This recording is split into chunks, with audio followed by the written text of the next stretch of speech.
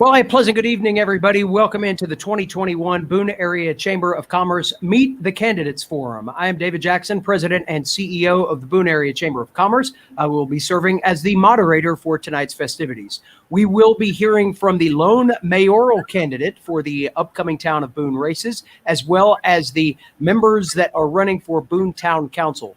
We are going to bring these folks to you in 3 different groups tonight because you'll see them on the ballot in 3 different ways. You'll see Tim Futrell, who you see on the screen with you now, as the lone candidate for mayor. You will see 4 candidates. Yeah, wave, Tim. Hello. You'll see 4 candidates running for the unexpired term in Boone Town Council's upcoming race. Those unexpired terms coming with the relieving of terms or the resigning of terms from Loretta Clausen and Dustin Hicks earlier this year. So those candidates will be running for a specific 2-year term on council. And then our final group this evening will be a group of 5 candidates running for 3 spots. 2 of those will be 4-year terms, 1 a 2-year term as dictated by the vote count. So that's kind of the lay of the land. We'll repeat that a few times throughout the evening. You are more than welcome to submit questions to us through the online platform of choice. We have those of you that are watching online through Facebook. We've got some watching online through YouTube. We welcome you to the program. We'd also like to welcome those of you that are listening tonight on AM 1450 WATA and 96.5 FM. And we'll be with you in Radio Land until the conclusion of tonight's program. We also would like to welcome those of you that are watching on App TV via tape delay and appreciate those at App TV for making this available after the fact. So you'll be able to go back and watch this in your desired entirety. I'm sure you all be rushing to do so. So with all of that said, let us get started with our first candidate this evening. Tim Futrell is the lone candidate for Boone Mayor. Tim has served in the past as a member of the county commissioners here in Watauga County, so a name that should be no stranger to those of you from our local community. So Tim, first of all, welcome into the program. We'll give you a minute to just kind of summarize who you are and why you're running for Boone Mayor. Great. Thanks, David. Thank you so much for the opportunity. Thank you to the chamber and everyone involved with putting this together. I know this is quite a bit of work, and thank you as well to everyone who's watching tonight. I appreciate you coming in and being interested in what your local government is involved in and what the candidates have to say. So thank you for that. My name is Tim Futrell. I have lived in Boone for over 20 years with my beautiful wife, Jeannie Futrell. Some of you may know her as well. We've been married for 20 years. We have 3 beautiful daughters who are amazing and capable, the lights of my life. I went to Appalachian State and graduated with a Bachelor of Science degree in political science and a psych major. After finishing up at Appalachian State, I did, as David alluded, I was the Watauga County Commissioner for the 1st District here in Boone from 2008 to 2012, and I was very honored to serve at the capacity. And I've also run businesses, both from private to public to corporate, for 25 plus years. And so, you know, I feel like that's some good experience there that I have. And I look forward to serving as mayor. I'm excited to get back into public service. I see it as a service, and I would be honored to serve as your mayor of Boone. So thank you so much. Well, thank you, Tim, for your opening statement. And we'll be honest here, you're the lone person running for mayor, so we're going to let you get to what we can get to in the time that's allotted here. So let you go over on your intro there a little bit for obvious reasons. But let's stick a little bit more in the introductory side of things. What are some of your priorities as you see this office being able to impact in terms of local government? Right. Well, you know, the mayor's position is a unique position where I can work as, you know, a sounding board for the community and community members that have very important issues that they want to handle. And I can put the word out there. I can get support for that, and I can hopefully help shape some of the policy that the council sees and votes upon. There will be occasions where I will have a vote, And I will take the same consideration, whether I'm sitting in the mayor's seat or whether I'm taking a vote at the time. Some of the priorities that I see are, water conservation, renewable energy, affordable housing, small business growth, and looking out for small businesses and small business owners in town, and of course the town-county relationship, which I feel like my experience will help in just making that a better relationship, a more professional and a more collaborative relationship. We've got a lot of opportunity there. Tim, as I ask you these questions tonight, I will remind you that they came from a couple of different sources. Our Government Relations Committee here at the Boone Area Chamber of Commerce it took a lot of time, as late as this afternoon, refining some of these questions. We've also received several through email submittal. And again, we do invite folks to chime in through Facebook and YouTube through the chat functions there. Our trusty communications assistant, Emma Faulkner, will be at the controls there, and we'll be able to get those questions in as we have time to do so. So we'll reiterate the same to the rest of our candidates as we go throughout the evening tonight. The first of those questions that comes from our Government Relations Committee, how and where do you begin the process of creating a stronger working relationship with the county commissioners, with Appalachian State, and the business community as a whole? Good question. Thank you. So I've already started that process. I have been in conversation with stakeholders and with, commissioners, with town council members, and getting their opinions on where the relationship could be better. County staff, I still have a great relationship with county staff. I think that I think everybody sees opportunity, right? I mean, we're about to have a new council. And I think that with that, we're going to have fresh perspectives and fresh ideas. And we're going to be able to kind of take this momentum and leverage that towards forging a better relationship. ASU, I want to look out for ASU's interest. ASU is an important partner in our community, and we can have mutual cooperation and still look after the town's interest and the community interest, right? The folks who live in this community, folks who live in our neighborhoods, the backbone of our community.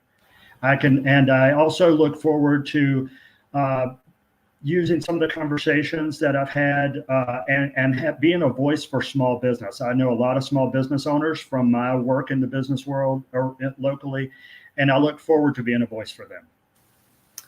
Excellent, Tim. Thank you for that answer. As you alluded to here, you've had the opportunity to see Boone from an outside perspective, though still within government in your role with the county commissioners. What about that experience do you feel helps you evaluate the priorities that are going to come before not only the mayor, but council as well? Well, that's right. I've seen it from a business perspective. I've also seen it from a student's perspective, and I've seen it from a citizen's perspective. Those are really good experiences that I've had in a way that can show me exactly how the town of Boone has been working, what it's been working towards, what its priorities have been, and what they can continue to work towards, and where we can maybe use a little bit of help in getting us to be, as I would say, as efficient and effective as possible with government. Yeah, from those perspectives, I've seen the business aspect, the small local business. That's who I've worked for in Boone. That's who I've worked with in Boone, and that's who I've been speaking with in Boone. They are important partners. They are the backbone of our community as well. This is a holistic relationship between the community, the neighborhoods, and the small businesses, and we need to make sure that we're giving them the support that they need, especially over the last couple of years. It's been really tough. Tim, we'll get into a few issues-based questions next. What do you feel like the town's role is when it comes to affordable housing and being involved in that conversation? Thank you again. Good question there. Affordable housing has been an issue as far as I can remember.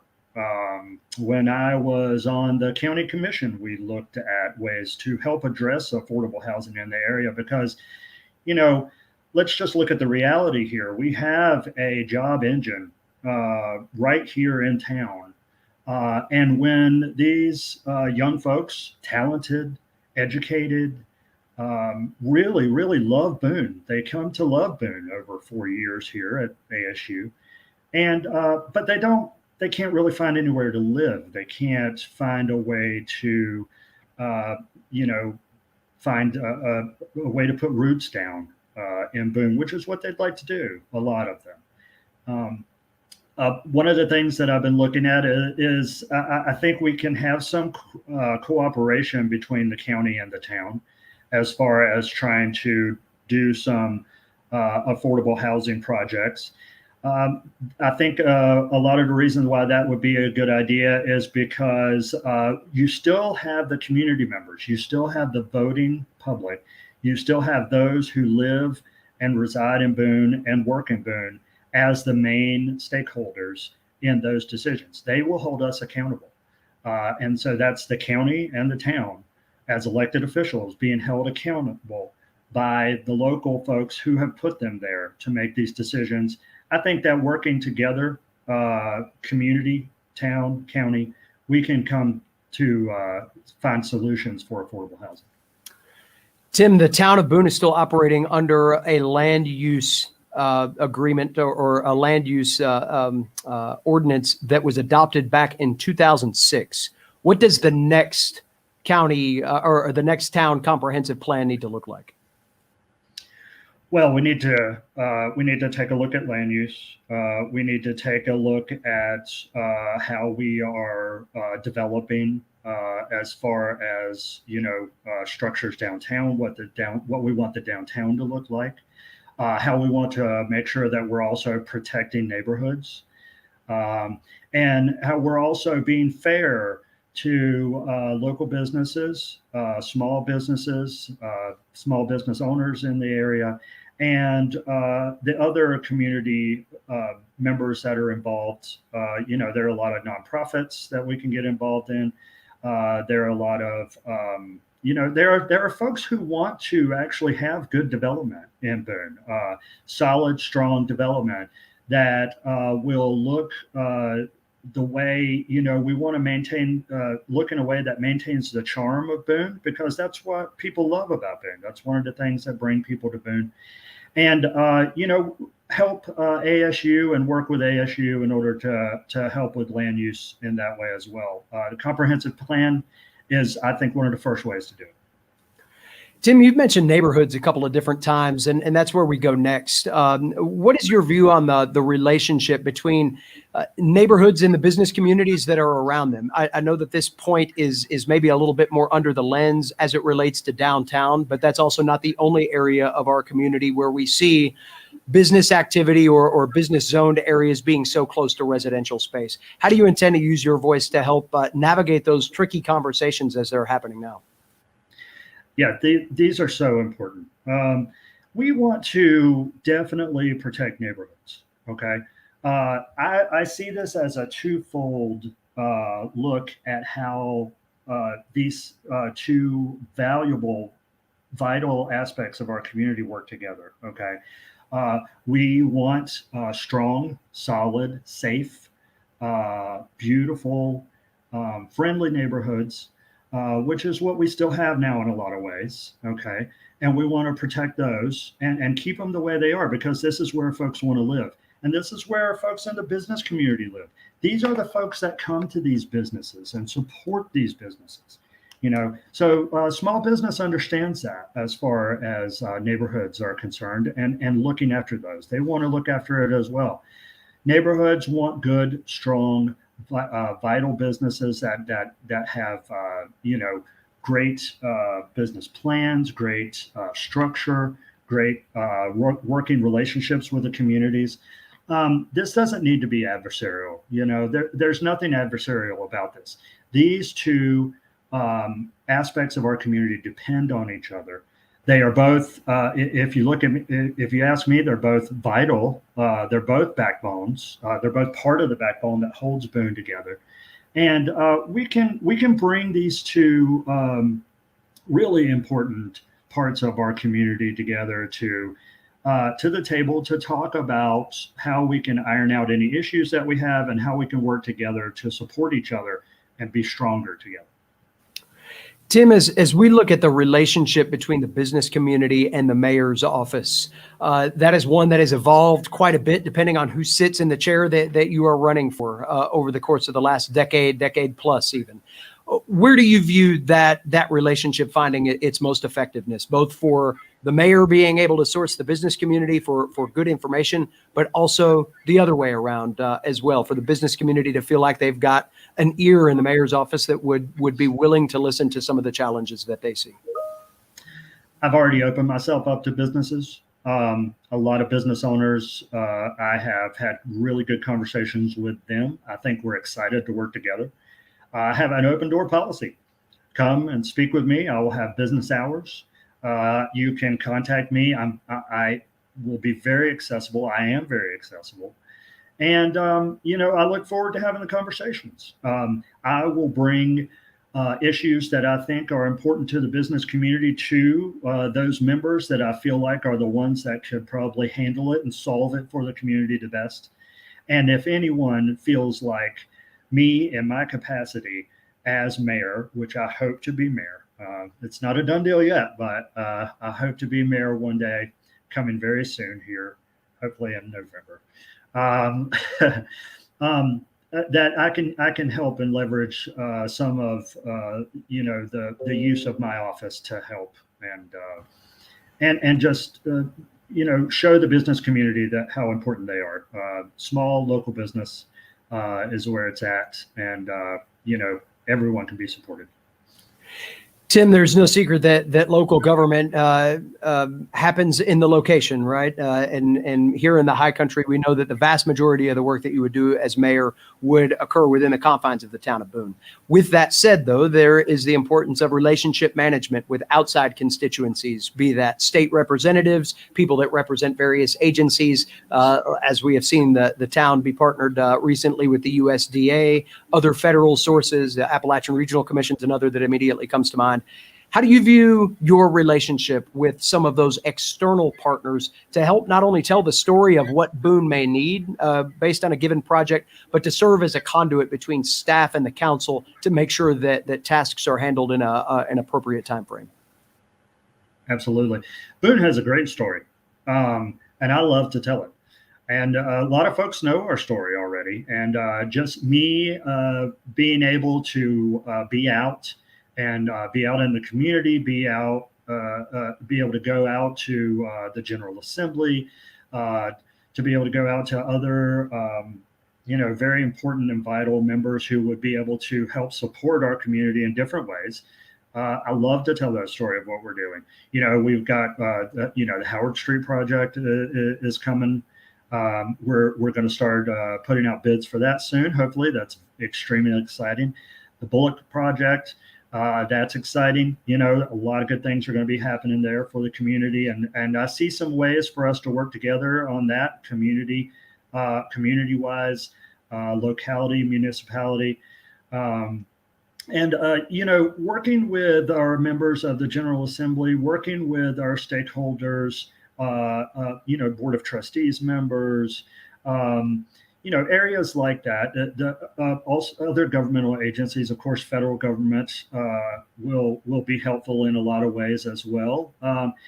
It's proven that when we work together, everyone works. Everyone achieves more, right? I mean, everyone, all the stakeholders involved. I look at it as win-win-win. So.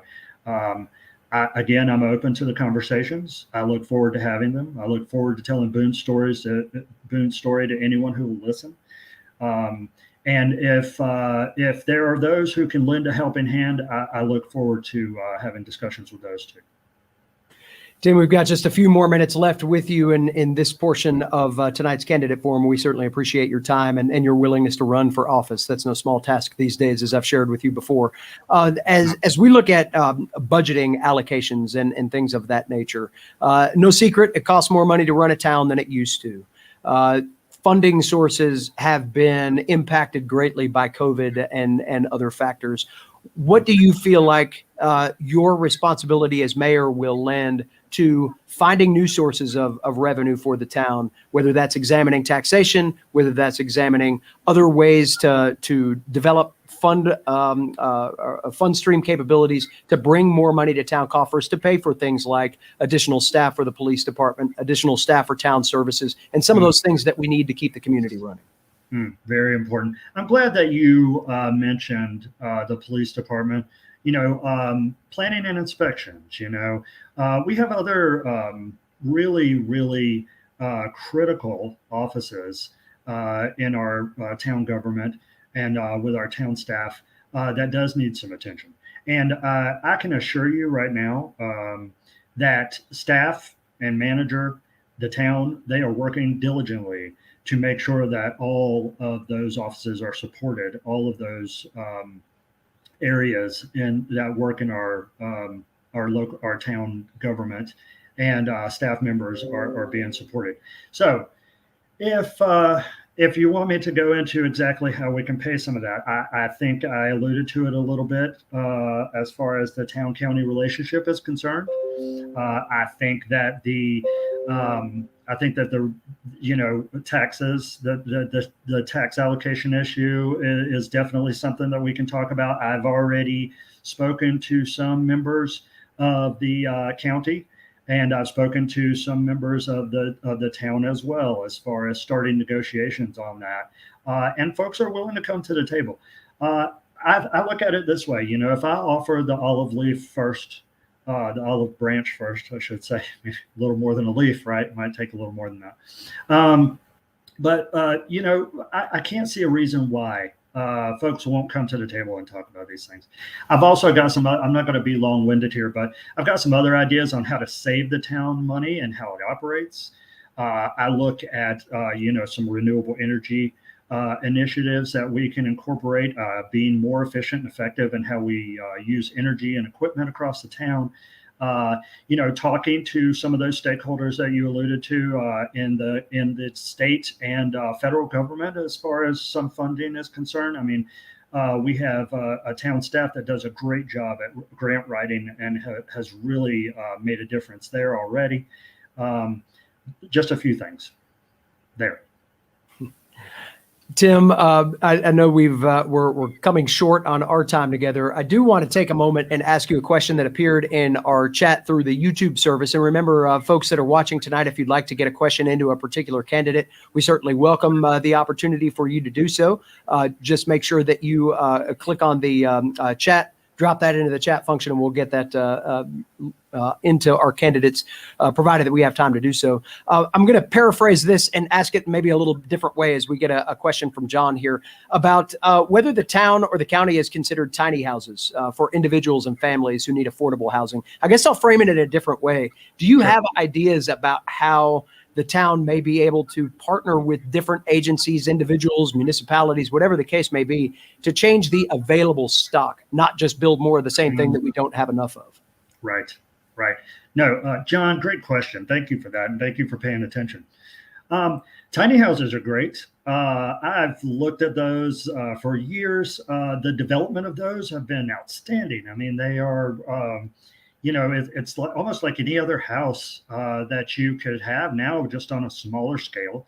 And if those are the kinds of affordable housing opportunities that folks are excited about, I'm all for it. I'm excited as well. Let's come to the table and talk about it. As far as our existing stock, as far as how we've gone or attempted to go about affordable housing so far, let's just, one idea that I have, and I'll throw this out there, okay, is why can't we have single family types of communities developed in our area that can also be affordable housing? Isn't that the type of housing that folks want to live in? Look, I know that, an apartment is great with some mixed use underneath.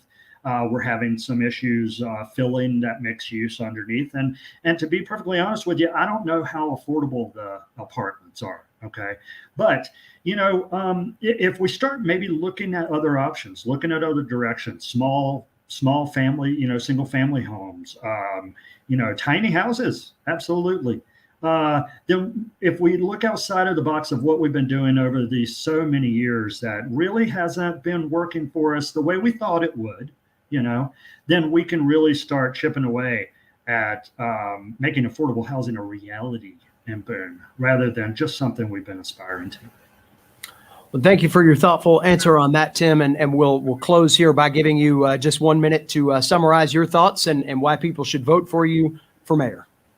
Well, thank you so much again, David, and thank you to all those involved in putting it together. Thank you for those who asked questions as well. And, it's real simple for me. I mean, I love Boone. I have served my whole life in one way, shape, or form, either privately, through volunteering, professionally. My work has been about service. And I've been so fortunate and honored to be able to serve in a public capacity as well on the county commission. I can promise you this, and I can't promise you a lot of things, but I can promise you this. I will always level with you. I will always be honest with you. And I will always do the best I can for all those involved in our community here in Boone. I believe in Boone. I believe in what people can do. And I believe in what the power of people coming together to make a community a better place can do. I ask you for your vote. I appreciate your support. And I look forward to continuing the conversation in whatever way anyone would like to approach me. Thank you again so much. And please go out and vote. Early voting starts in a couple of weeks. And, we have our election day in November. You can also see me at Tim Futrell for Boone Mayor on Facebook. And I have Instagram and Twitter at Tim for Boone, also timforboone at gmail.com. So thank you again so much. I look forward to speaking to as many of you as I can. Well, thank you very much for your time, Tim. Enjoy the rest of your evening, and we look forward to talking to you again soon. That is Tim Futrell. He is a candidate for mayor of the town of Boone. And again, this is just the first part of the remainder of our evening. A pleasant good evening to those of you that are tuning in for the first part of our town council conversation. Again, my name is David Jackson. I am the CEO and president of the Boone Area Chamber of Commerce and tonight's moderator. We thank you for joining us here for our 2021 Boone Area Chamber Meet the Candidates Forum. Normally, we like to do this in person, but there are obvious concerns that do not allow us to meet together tonight. We did ask our candidates their preferences, and we chose as a group to have this conversation in a virtual setting, so we can come to you tonight with full safety in mind, while also getting the opportunity to talk to these candidates about the various issues. Our first group of town council candidates that we are going to be hearing from tonight are those that are running for the unexpired terms. Those, again, were vacated by Loretta Clausen and Dustin Hicks earlier this year. These candidates will be running for a set 2-year term on town council that will come around again in 2023. So don't put the campaign signs too far away. You'll have to get them out once again for those of you that win.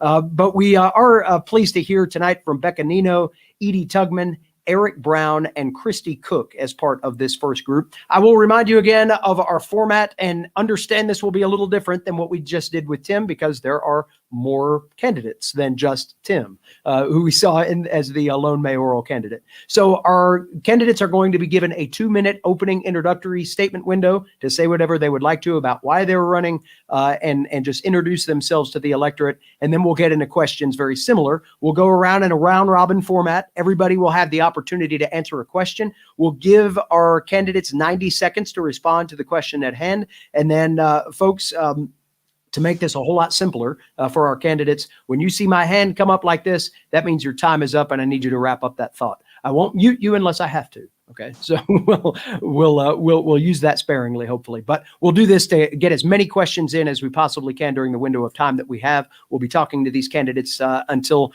just before the top of the 8 o'clock hour. So keep that in mind as we go forward. You, the listeners and viewers out there, those of you that are watching on Facebook and YouTube, you are able to submit questions through our chat window, and we encourage you to do so. Those will drop right to me at the moderator station. And as we have time to get those questions asked of our candidates, I will make every effort to get those in. A lot of times they double up with something that we've got already on the list. So if you see something like that pop up, just know that we are eventually going to get to it as best we possibly can. If you are out there listening on the radio, you are eligible to be a part of this as well. You can submit your questions via email to david@boonechamber.com, and we'll get those questions again to you as quickly as we possibly can. So without any further ado, we're going to go around the order in which you see folks on the screen here. We're going to start with Edie Tugman, who has been patiently waiting in this waiting room since about 3 o'clock this afternoon. I kid there. It feels like that, Edie, I know for you, but we appreciate you being with us here, and we'll allow you your 2 minutes to introduce yourself tonight. Good evening, and thank you for this opportunity. I appreciate the Chamber putting this together to give us a voice so that folks can really hear who we are and what it is we believe. My name is Edie Tugman. I am running for Boone Town Council. I came to Boone in 1964 when I married my husband, Stuart, or Sonny, depending upon how you know him, at the Boone United Methodist Church, which is now the Turchin Center. That's a long time ago, and we have had the opportunity to come and go 2 different times, mostly related to job relocation, but at one point in time, we lived in Southern California for a year and a half at absolutely the peak of development. It was fascinating to see people in sleeping bags waiting to get a chance in a lottery to buy a house. We came back to Boone. We built our first little house up on Bear Trail, the 1-lane road between Grand Boulevard and Howard's Knob Road, which is now, I think, Eastview. We left again and went to Raleigh for a period of time. My professional background is one of corporate risk management in healthcare. I worked for almost 22 years in both the insurance industry as well as for a large regional hospital system managing their loss reduction. I believe that my job was important in the skills that I have acquired, in that I learned how to manage the various perspectives offered in our crises and problems between the hospital system, the community in which it functioned, the patients, and the professional staff. I appreciate the time to introduce myself. Thank you. Thank you very much, Edie. And we will now go to Christy Cook, who is joining us here tonight. Christy, same for you. You have 2 minutes to introduce yourself to the electorate tonight.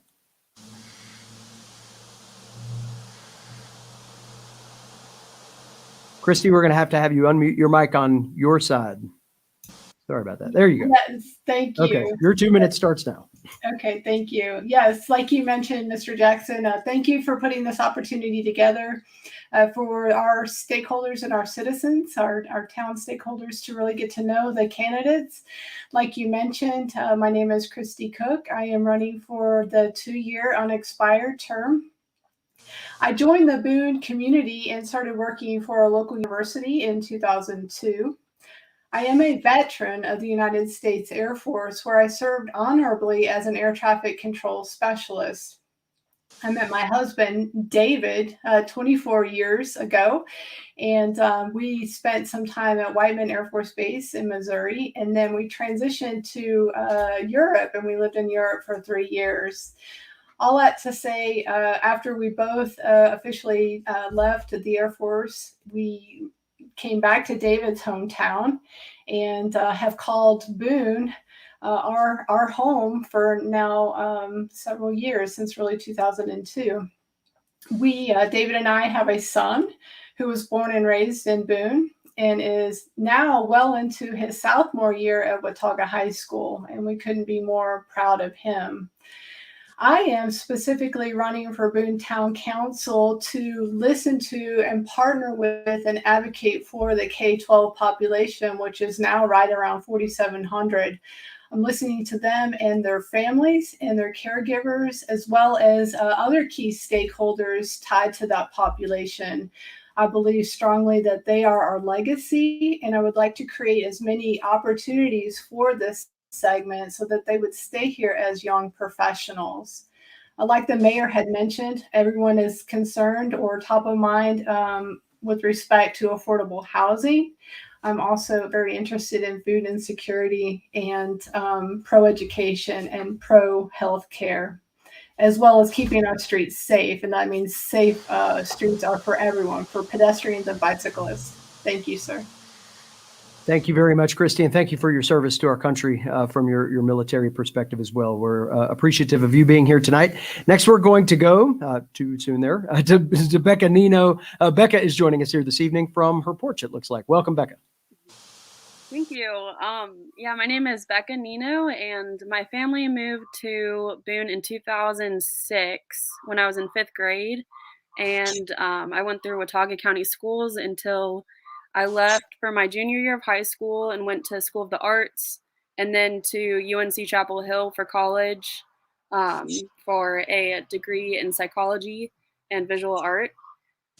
And then after that, I hiked the Appalachian Trail, which led me to think more about how precious our items are as consumers. And so I returned to Boone and started Resupply, which is a business that focuses on reducing consumer waste and sustainability in our supply chains. And that said, I'm interested in the sustainability of Boone, not only in terms of energy, but also our growth, and also a sustainable economy and a sustainable government that includes the voices of our townspeople. Excellent. Thank you very much, Becca. We appreciate your introduction. Last but not least, we will go to Eric Brown. Eric, thank you for joining us tonight. Hey, glad to be here. Okay, so can everyone hear me okay? Yes, sir. Great. All right, well, I was born in Boone back in October of '83. So birthday's coming up next week. And I went to Hardin Park Elementary School, and then also spent some time over at Parkway Elementary School, and then attended Watauga High School from '98 to 2000. And in 2000, I was accepted into the North Carolina School of Science and Mathematics. It's located on Broad Street in Durham, and found my way over there for a couple years, and graduated in 2002.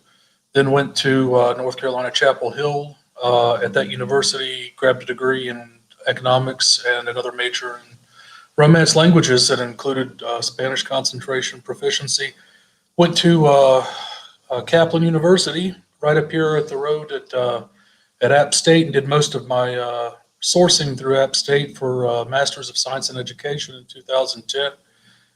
Spent a year teaching English as a second language, or as a language, in Korea, in Seoul, for about a year, and moved back to the high country, into the Appalachian Mountains. I've hiked the Georgia portion of the Appalachian Trail, Christy. That's really good stuff, and felt some of that good clean air. But I'm ready to listen, and I want to be honest with everyone, and I'm ready to take on any questions. I'm active in my Kiwanis Club. I'm currently their lieutenant governor for the division, which is including about a 6-county spread. I'm the past club president from last year that just switched over this month, and I'm excited to be here and engage with y'all today. Well, thank you very much, Eric. Happy birthday, by the way, and or almost birthday. And I must say, this is quite the impressive, decorated group of candidates here. You all have done quite a bit, so be thankful for that as we move into what will, I'm sure, be the highlight of your careers here in getting these questions for Boone Town Council here tonight. So we're going to go in the round robin format, and I'm going to stay in the same order, but just move one down the line. So Christy will get the first question, Becca will get the second one first, and so on and so on. So we'll just move through the order, and I'll keep you all straight there. So you'll have 90 seconds for a response to these. We'll handle the timing just like we did before. So with that said, Christy, the first question goes to you, and I mentioned this earlier, in that you all are running for 2-year terms. That's the maximum time that this term will allow before you have to consider re-election. So with such a short window there guaranteed to you, how do you intend to make the best use of that time? Thank you for that question. That is probably one of the reasons why I'm kind of running. I do want to experience all that Boone has to offer. And I think with a 2-year term, I can hit the ground running. It's really exciting times right now. I think we're kind of at this transitional period where a fresh perspective that's focused on strategic initiatives and being efficient and effective with resources is very important right now. And I think that that's something that I could bring to the table in a really honest and straightforward and productive way. Again, bringing kind of a fresh perspective to the table, maybe new insights as we're talking across the table and collaborating in a nonpartisan way is very important. I think that that would be helpful in the short amount of time, 24 months or 2 days. I will take whatever you give me and serve to the best of my ability with integrity. Thank you very much, Christy. Remember, we are altering the order. We're going around the horn to everybody, just changing who we start the first question with. So Thomas, as you asked that question, we did not skip Edie Tugman. Edie will get a chance to answer that question. But first, we will go to Becca Nino with the same question. If you can just elaborate a bit on what you feel you can best accomplish in a 2-year term on Boone Town Council. Yeah, I think that Boone is at a pivotal point in terms of its growth and how we respond to the growth, because I think that we're at a point where we feel this bubble of what we're capable of providing kind of being pushed. And so as we make plans for the future, like for the next 20 years of how we're going to accommodate what growth we already have and how we predict the growth of Boone to continue, I want to put my my voice and resound other voices that are asking for sustainable solutions, and making sure that that's part of the making sure sustainability is within the beginning of the planning. Thank you very much, Becca. We'll go to Eric next. Eric, how do you best put your stamp on a 2-year term on Boone Town Council? Okay, well, I'd like to value the relationship very much between Boone and Watauga County. I've lived outside of Watauga County in areas like Deep Gap. I have family now currently in Blowing Rock. I know there's a lot of business relationships that there are a lot of these that go inside and outside of Boone. Boone is not the epicenter of everything, all things, but it is important that the relationship that we have with them sends a strong signal that we do look, that we have some distinguished characteristics to outsiders. We have some cooperation that we would achieve and aspire to bring to the table, as Tim was saying. We also want to think about how Watauga County is, half the population sitting outside of Boone.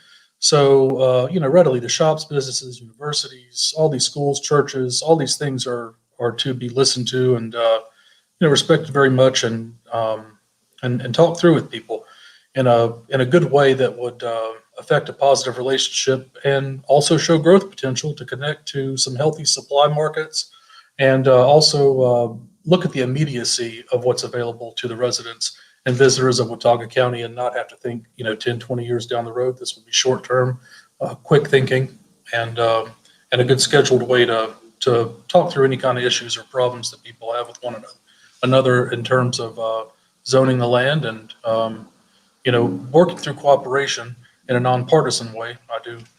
I do feel like that would be a good way to share in ideas and improve a collective spirit. Thank you very much, Eric. Edie, the final one that gets to answer this question. What do you feel like you could best do with a 2-year term on Boone Town Council? I would like to believe that those who will serve 4 years and those of us who will serve 2 years will have the same agenda.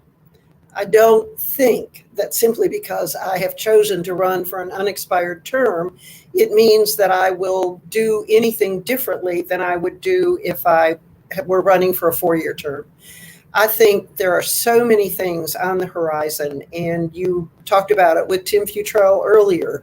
about the fact that has not been a long-range plan for Boone since, I think you said, 2006.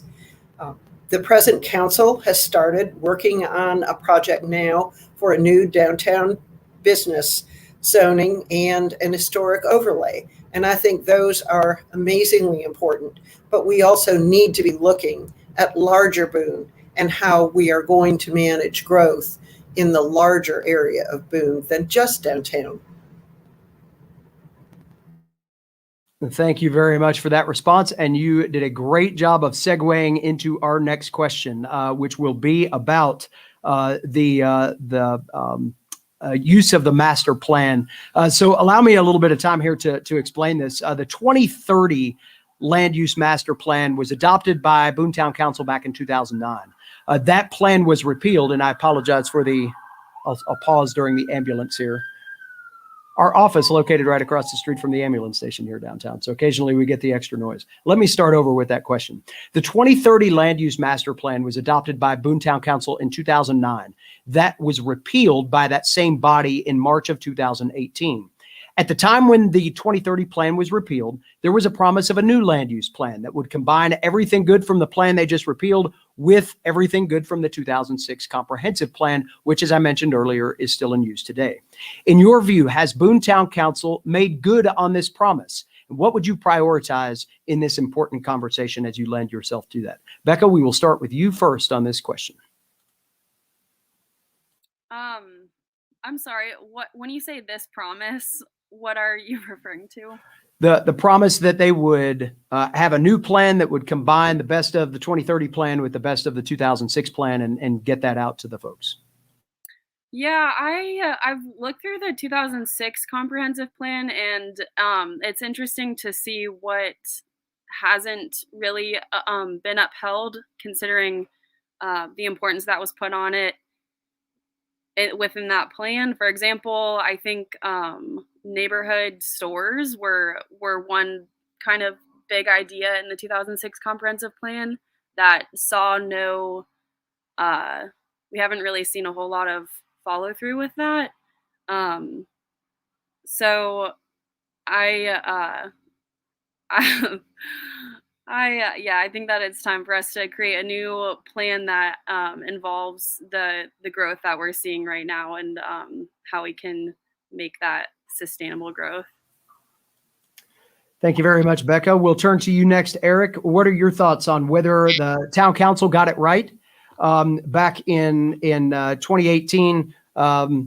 Did they make good on their promise to combine the best of the 2030 plan with the 2006 plan? How do you intend to lend your voice to this conversation? Okay, so I don't have a huge detail of the plan. Sounds like it, had a pretty stable goal, and that some good promises were made for growth.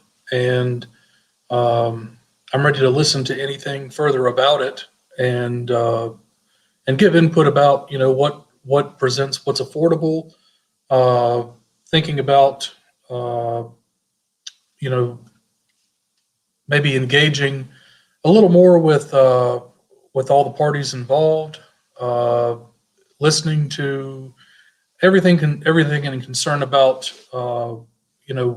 what direction we want to take things, and basically find some sort of common ground. It's an inconvenience to control growth, and it's more of an accomplishment with much more ease when it's presented. We have to think about manageable platforms. So whether it's housing, industry, commerce, populations, let's come together and think about what identifies Boone, North Carolina, with all those things mentioned. Thank you, Eric. We will move on to Edie. Edie, what do you think about the Boone Town Council's ability to get the 2030 plan matched up with the best of the 2006 plan and reissue that as the way going forward? Did they get that right? And what would you add to the conversation? I think the fact that we're talking about it says that it has not worked the way the council believed it would in 2018 when they backtracked on the 2030 plan, long-range plan. I believe that council, in doing the current business overlay and the the business plan, downtown business plan, and the historic overlay, are working in a direction to preserve and protect areas that are in danger. I believe that we need to be sitting down at the table and looking at long range from the perspective of now and what has occurred and what we want to happen in Boone across the city limits. We have significant undeveloped pieces of property, and we have opportunities for roads and sidewalks and bike lanes. We have opportunities for significant growth, but we also have opportunities to protect areas like downtown neighborhoods, other neighborhoods that are subject to encroachment by industry and business. So I really believe that this council needs to sit down and really look to the future of what we hope and what the citizens hope Boone will be. We need their input. Thank you, Edie. We'll finish up with Christy Cook on this topic. Did the town of Boone get it right back in 2018 as they attempted to merge these plans together? What would you look to do to add your voice to the conversation? Well, to answer if the town of Boone got it right, that's a really difficult question because hindsight's always 2020. So I would never question past leadership. I know that we're all doing the best that we can based on the amount of resources and the information that we have at the time. If I understand the plans correctly, there's really three predominant goals that were outlined in this collaboration document. It was to reach climate neutrality by 2030, utilize 100% clean renewable energies in municipal operations by 2040, and reach townwide 100% clean renewable energy usage by 2050, in addition to managing affordable housing and improving and expanding alternative transportation options for the town. And all of that requires efficient and effective use of resources. It requires probably more funding. I believe we collect 75% of the tax base, and in return we get between 12 and 13% to spend on all of these very valid and legitimate initiatives. But we need more money. I mean, we need more working capital, and we need to be really efficient and effective and strategic with the capital that we do have.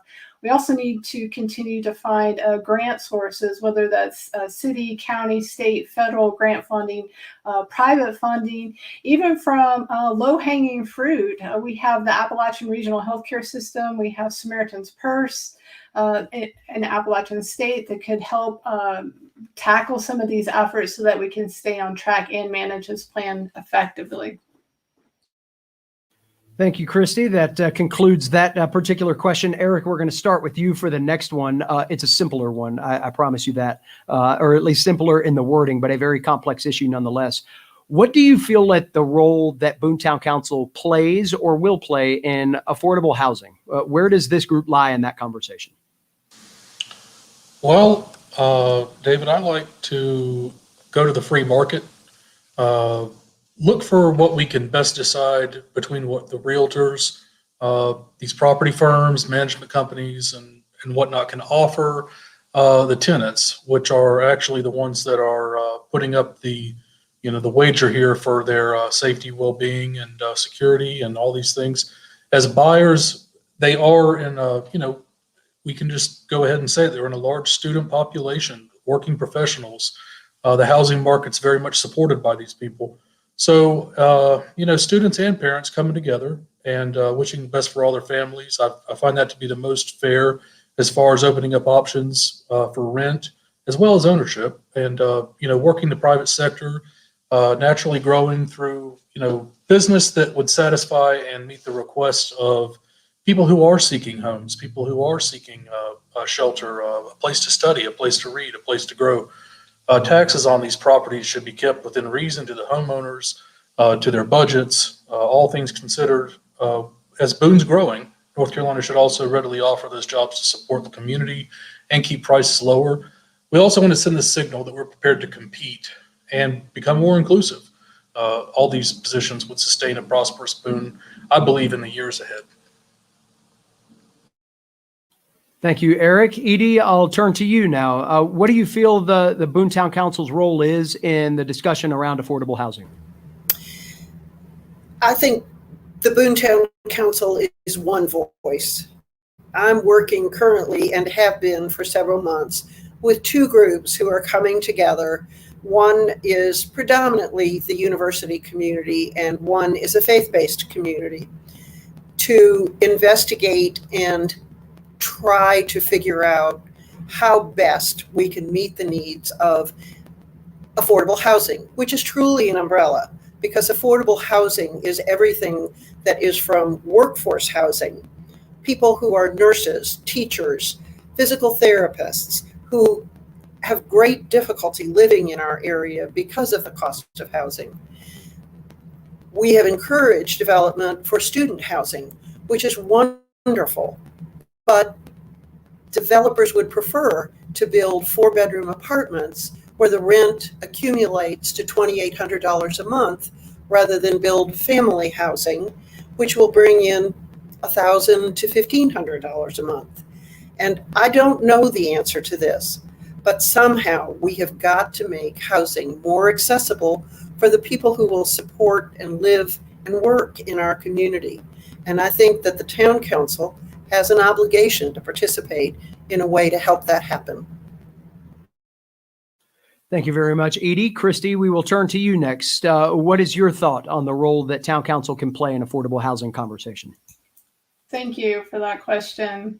It's a difficult question to answer, and you have to continually have open and transparent communications, nonpartisan communications, because we're really talking about the health and wellness of the community.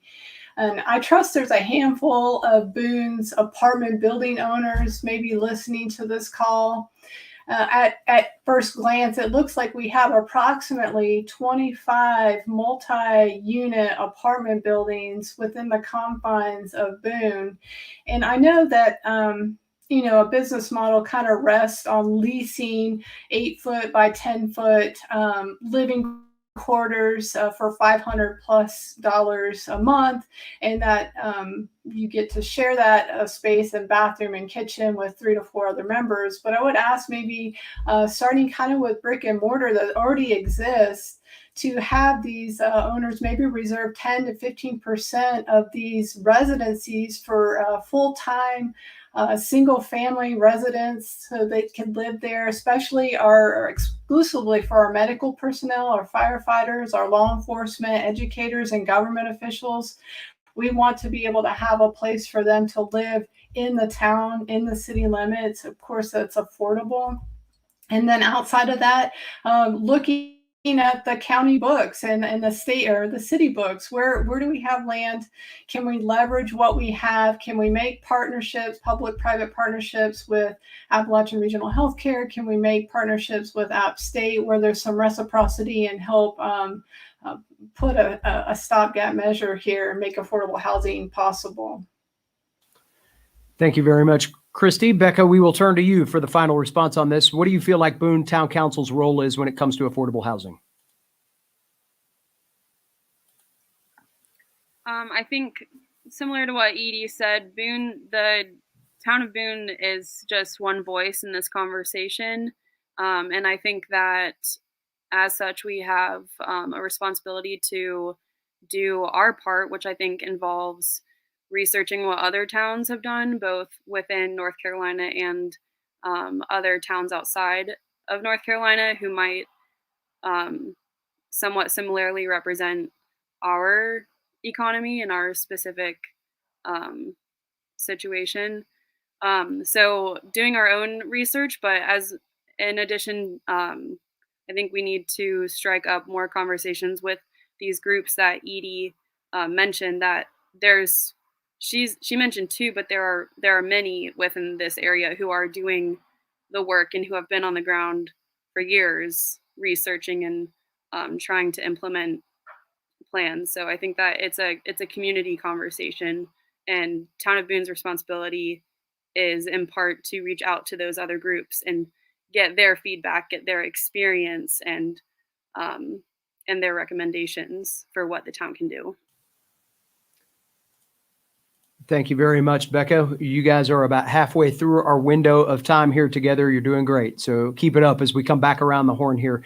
Edie, we're going to start with you for our next question. And this comes as one of our submitted email questions from earlier today. The town of Boone's plan for sharing the road for cyclists is not up to par with other communities. How will you prioritize work in this area to better provide for cycling access and safety? And again, this comes from one of our submitted questions this evening. Edie, your thoughts on cycling and how to make it safer and more accessible? Wow. We have dedicated roadways. They are not adequate. They are not wide enough to include bike lanes in many places. And I appreciate that. I love bicycling, but I will not undertake it in a lot of our areas because it's not safe. And I don't believe that unless we completely rework a number of our streets, including sidewalks and bike lanes, that it is reasonable to believe and expect that we will be able to incorporate bike lanes until such a time as we are, in fact, reworking access, adding sidewalks, adding bike lanes, adding sidewalks that include bike lanes, as they do in many European cities.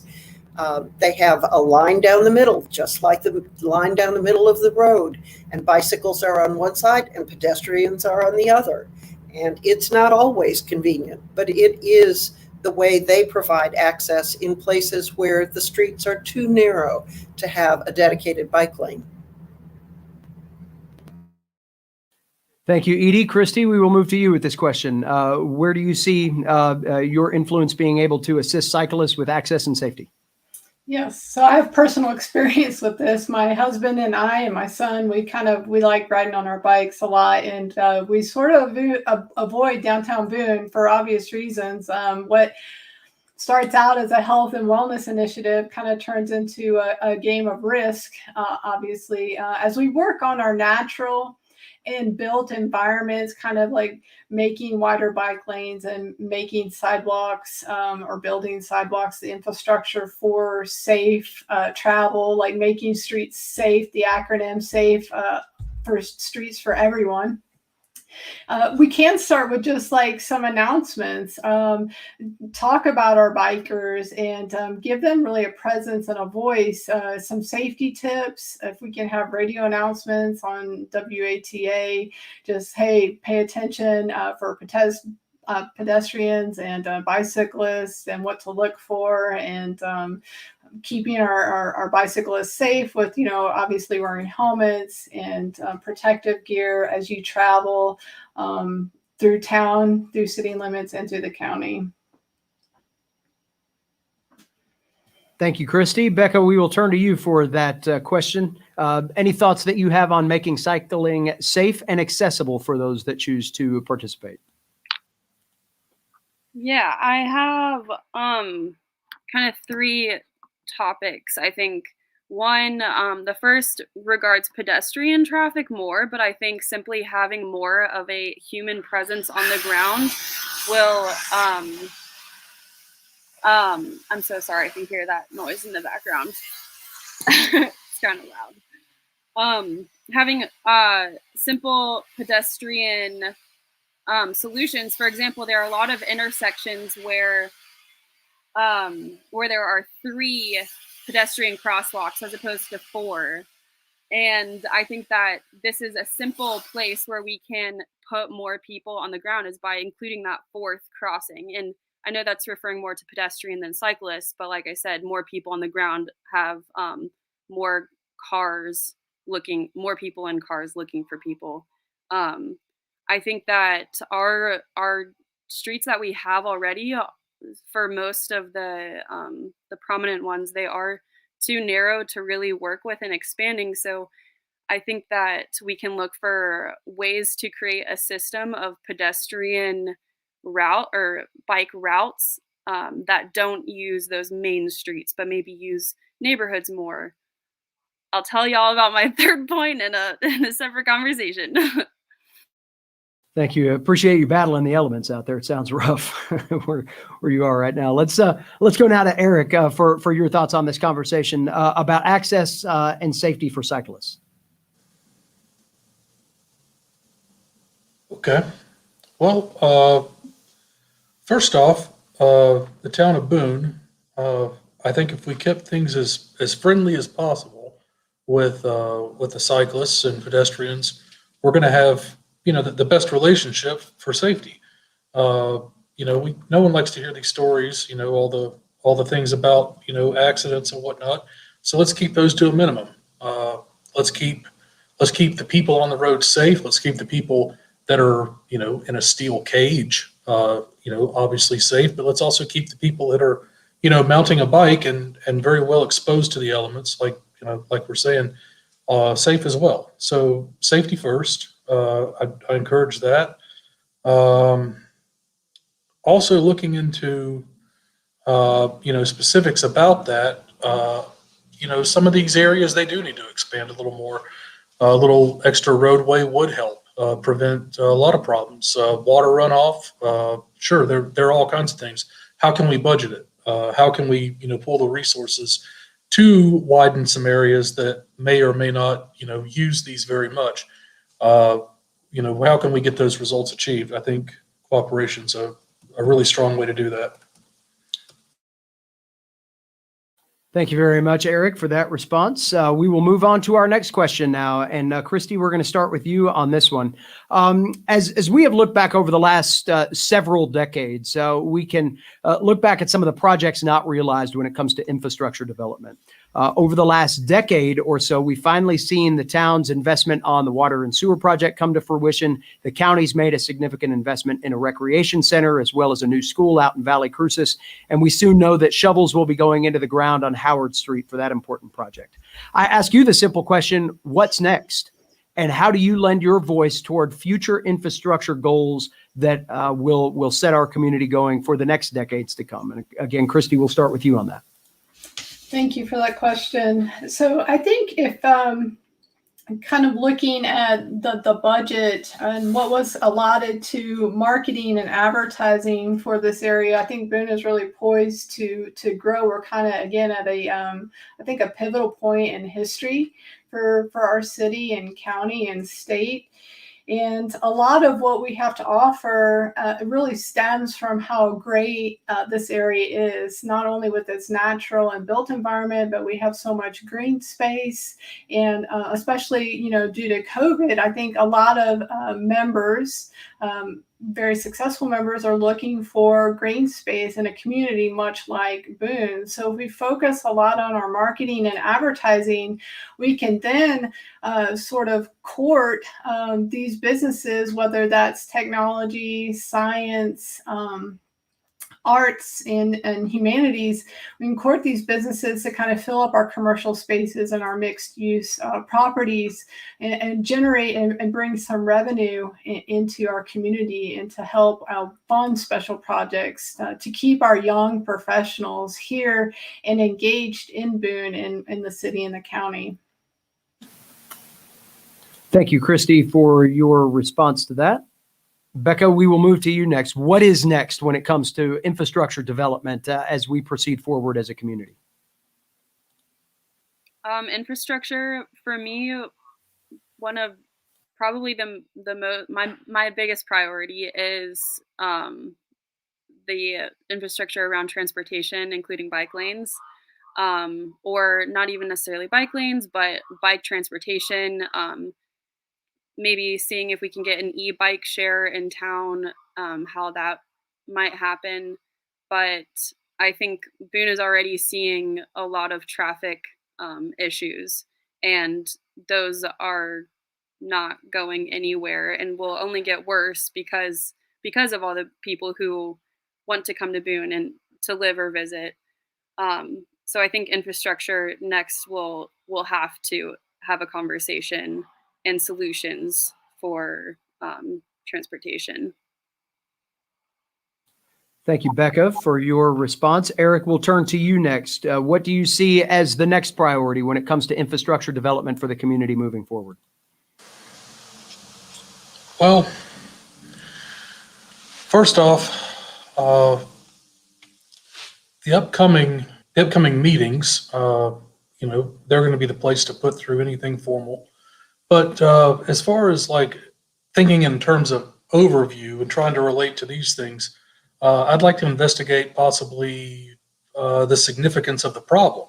Where do we examine without overanalyzing, obviously, the meat of the problem, and then moving forward afterwards in a healthy way. The schedules of our projects that we have, the careful consideration that we have from all perspectives considered, testimonies, decisions, the entire process itself is almost designed for delay. I feel like it's a poor way to do it, but in a lot of ways, the cooperation has to be there. So I would defer, in most ways, the reasoning and the significance, that these taxpayers gather to funds for the project. In other words, be fiscally responsible, grow the coffers. Let's don't look back and say, wow, what a beautiful project. I may not be your Field of Dreams man, but I would be there to try to keep us within a reasonable budget that would keep the infrastructure in a more upscale way and less spread out, which, obviously in some ways, while being a simple way to do things, can produce more waste and less efficiency. Thank you, Eric. Edie, we'll come around to you for a final response on this. What do you feel like is the next step for us in terms of infrastructure development for our community moving forward? We're going to get back to roads and sidewalks in some way. I do want to congratulate the town on the new water and sewer project. I think that was necessary for any long or short-term growth that we hope will occur for all of us. On the other hand, we now have 3 major highways that are 4-lane that come into downtown Boone. And downtown Boone cannot manage the traffic that we have. Frequently, traffic is backed up on King Street from the western side of town at Miller Supply to the eastern side of town down to Lowe's Grocery and the 194 interchange. I think we have to begin to look at what we can do to move traffic better through Boone. I don't believe that any one of us will ever live to see the Daniel Boone bypass. So we have to take this in hand. We need better sidewalks through our neighborhoods. We need stormwater runoff control. We need roads that can manage traffic patterns, that can manage our area better. And I think it's probably the next thing we have to try and figure out. Thank you very much, Edie. We move on to our next question now, which is a little bit more broad term, but something that certainly you all will be able to answer fully here. When it comes to economic development, and again, that's a broad subject, I understand that. What do you feel the town's active role should be in economic development, and how would you lend your voice to an ongoing conversation and philosophy about aligning the town towards certain economic projects? And Becca, it is your turn to answer first. I think that Boone's economy is we have a very special local business economy in town, to where I think visitors can sometimes use that as a reason in itself to visit this town. And residents in town, I think, thoroughly enjoy our small businesses and the collection that we have. We also, I think that we need to protect and foster and support what small businesses we have, and also work toward increasing what pool of small businesses that we have, and raising up a new kind of collection of entrepreneurs in town, and seeing what new businesses that we can come up with that support our local economy and are also a point of interest for visitors. I think that the economy can be used to attract all of the populations that are interested in Boone as a place of living or vacationing. Thank you, Becca, for your response. We'll turn to Eric next. What is your thoughts on the active role that council can play in economic development and helping set that policy for the community moving forward? Okay. Well, I think one specific thing I can hone in on maybe is a positive outlook on turning to less regulations. I think this would send a better signal of a Boone that wants to grow. And we live in an environment here where the students are adaptable, they're organized, they are intelligent, and all those features tell a story of cooperation, yes, between the faith-based organizations, between business, between the whole inclusive community. And I would be there to think about the economy and also what would it produce? What is the what is the overall observance of what we would want to achieve? Where would we want to put our elbow grease for mutual benefit, sustainable developments? Do we have some particular direction we want to push? A certain way of learning, thinking, and also it has to be done with respect. Thank you very much, Eric. We will move on to Edie for your thoughts on this question about the role of economic development and what town council can do rather to drive that conversation. I agree with Rebecca completely. I will say that I do believe the UDO, the zoning ordinance for Boone, is the primary mechanism that we have to promote development, to promote development in the way that the town of Boone wants development to happen. I believe that we need some buffer zones between business and residential areas, and that as our business areas grow, we need to claim those areas so that we don't end up with canyons of buildings down our main streets, bumping up right up against neighborhoods that then almost get shadowed out. I think we have an opportunity to help grow Boone responsibly. And I think that our planning and development and zoning capacity will be the main way that we can create an environment for development that the town of Boone really wants. Thank you, Edie. Christy, we will end with you on this conversation of the role that the town council can play in economic development conversation. Yes, thank you for this question. It's very important. Economic development definitely needs to have a return on investment for its community and its stakeholders. So to continue to have conversations across the board, nonpartisan conversations are important. I think setting up maybe some K-12 listening sessions. What do you want with respect to economic development as you look or you think forward, or as you envision Boone as a young professional and beyond? Ecotourism is really big right now, and so I think that's something that we could definitely leverage for obvious reasons and kind of plug into that sort of environment and space that goes beyond brick and mortar. We can create an experience up here without congesting downtown any further.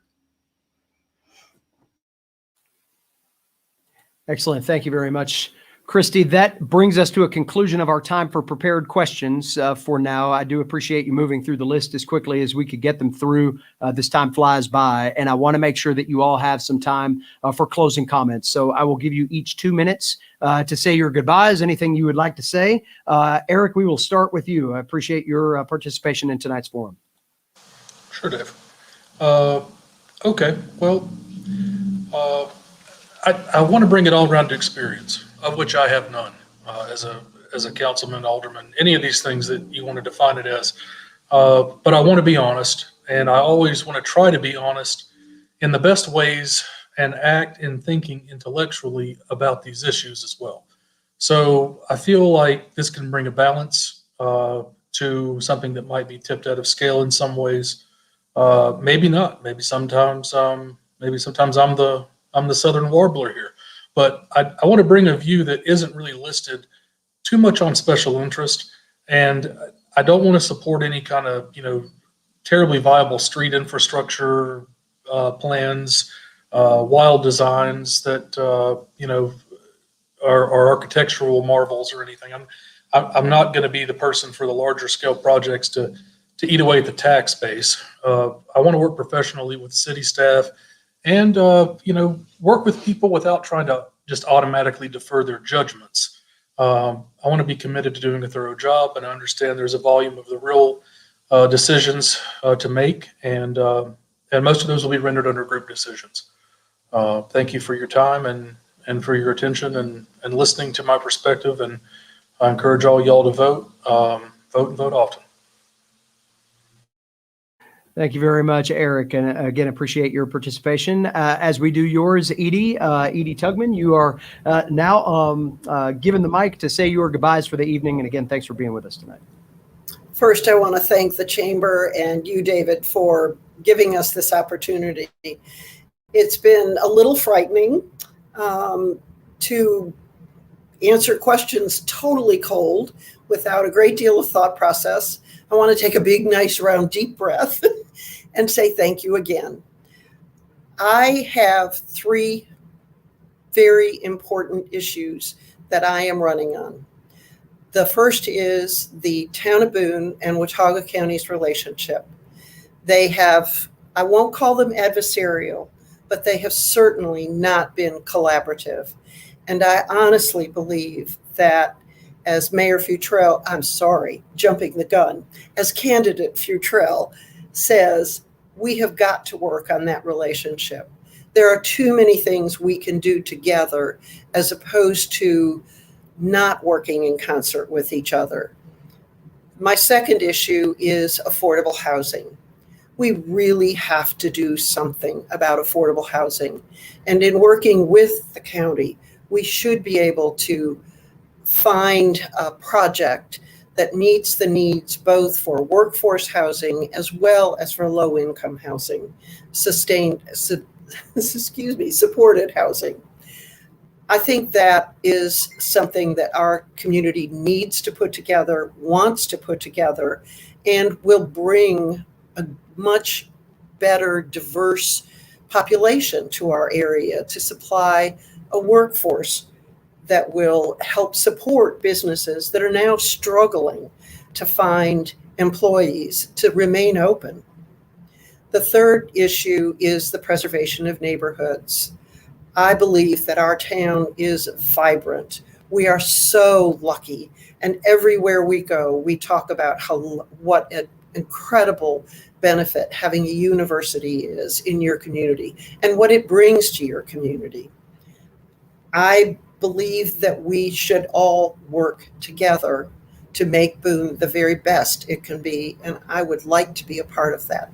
Thank you. Thank you very much, Edie. I appreciate, again, you being with us here tonight. Christy, we will move to you next. Your parting thoughts here. We'll give you 2 minutes on the clock. Thank you again for being here tonight.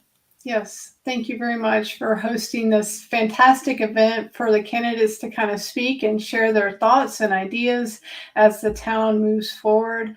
I do believe that every voice matters, and I would do my very best to listen to every stakeholder, to be very citizen-centered, to be to run this office or position with the utmost integrity, service before self. And I do very much value servant leadership.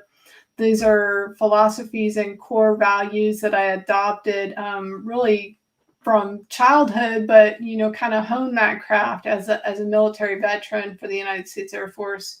And I'll pride myself on being efficient and productive and taking us to the 21st century. Thank you very much, Christy. Becca, we will close with you here this evening. Thank you again for being a part of the forum, and we'll give you your 2 minutes to say your farewells for the evening. Thank you, David, for hosting this and all of the energy that you've put into this process, and to the other candidates that I'm speaking with. I've learned a lot from this evening from everyone. My closing thoughts to anyone who's listening is to consider climate change. On a global level, it's already having devastating effects. On the local level, we've been very privileged to not have experienced too terribly much yet, but tourism is one of our attractors to this area. And as just one example, the ski season is going to be shrinking as, or who's to say, but we're going to experience some kinds of changes, as well as just human impact on the environment. For example, the tick populations are increasing in this area, and with that comes Lyme's disease. So my closing thoughts are, think bigger picture. What is the bigger impact that we are having on our environment in the spaces that we are taking over as humans, and our infrastructure that we are implementing into our natural spaces where there already is a balance? And how are we going to, whether it's me or the next, other candidate, but considering this balance of nature and how humans want to fit in, how we can fit into that balance and promote it, I think is essential. Becca, I must say it's incredibly impressive to see that you brought the moth right when you mentioned nature. That's the best special effects we've ever seen in a Boone Town Council candidate forum. So I appreciate that. I definitely appreciate all of you and your willingness to not only be flexible in how we presented this tonight. Again, these are the 4 candidates that are running for the unexpired term of Boone Town Council. You'll see them on the ballot this way. So best of luck to all of you in your campaigns. We look forward to seeing you in person in the not too distant future, should we have that time come to us before the election. So again, we will begin our transition now to the final portion of our evening, and that is for the remainder of the group that is running for Boone Town Council seats. As I bring these folks in, I'm going to give them a moment to get situated here in our handy Zoom room, and also give you the opportunity to hear again a little bit about how we're staging this tonight. So again, for those of you that are just joining us now, my name is David Jackson. I'm the president and CEO of the Boone Area Chamber of Commerce. Thank you for continuing along with us here tonight in our 2021 Boone Area Chamber of Commerce Meet the Candidates Forum. We have heard from the lone mayoral candidate, Tim Futrell. As I just mentioned, we just heard from the candidates that are running for the unexpired terms that were vacated by Dustin Hicks and Loretta Clausen a little bit earlier this year. They will be running for 2-year terms. There will be 2 people that will come out of that group of 4 that will sit on council in a 2-year term. Our candidates that we are about to hear from, these 5, will be vying for 3 seats on town council. The top 2 vote getters will get 4-year terms on council. The third vote getter will get a 2-year term on council. So that's some of the dynamics behind this very different election from a procedural standpoint here in the town of Boone. As I'll mention once again a bit to our audience about how you can submit questions to us. Many of you have already sent things in via email. We appreciate you doing that. We'll get those questions in throughout the course of the evening. You do have an opportunity to ask us questions in real time. You can do that through the Facebook chat or the YouTube chat that are available on the channels that you are watching this on.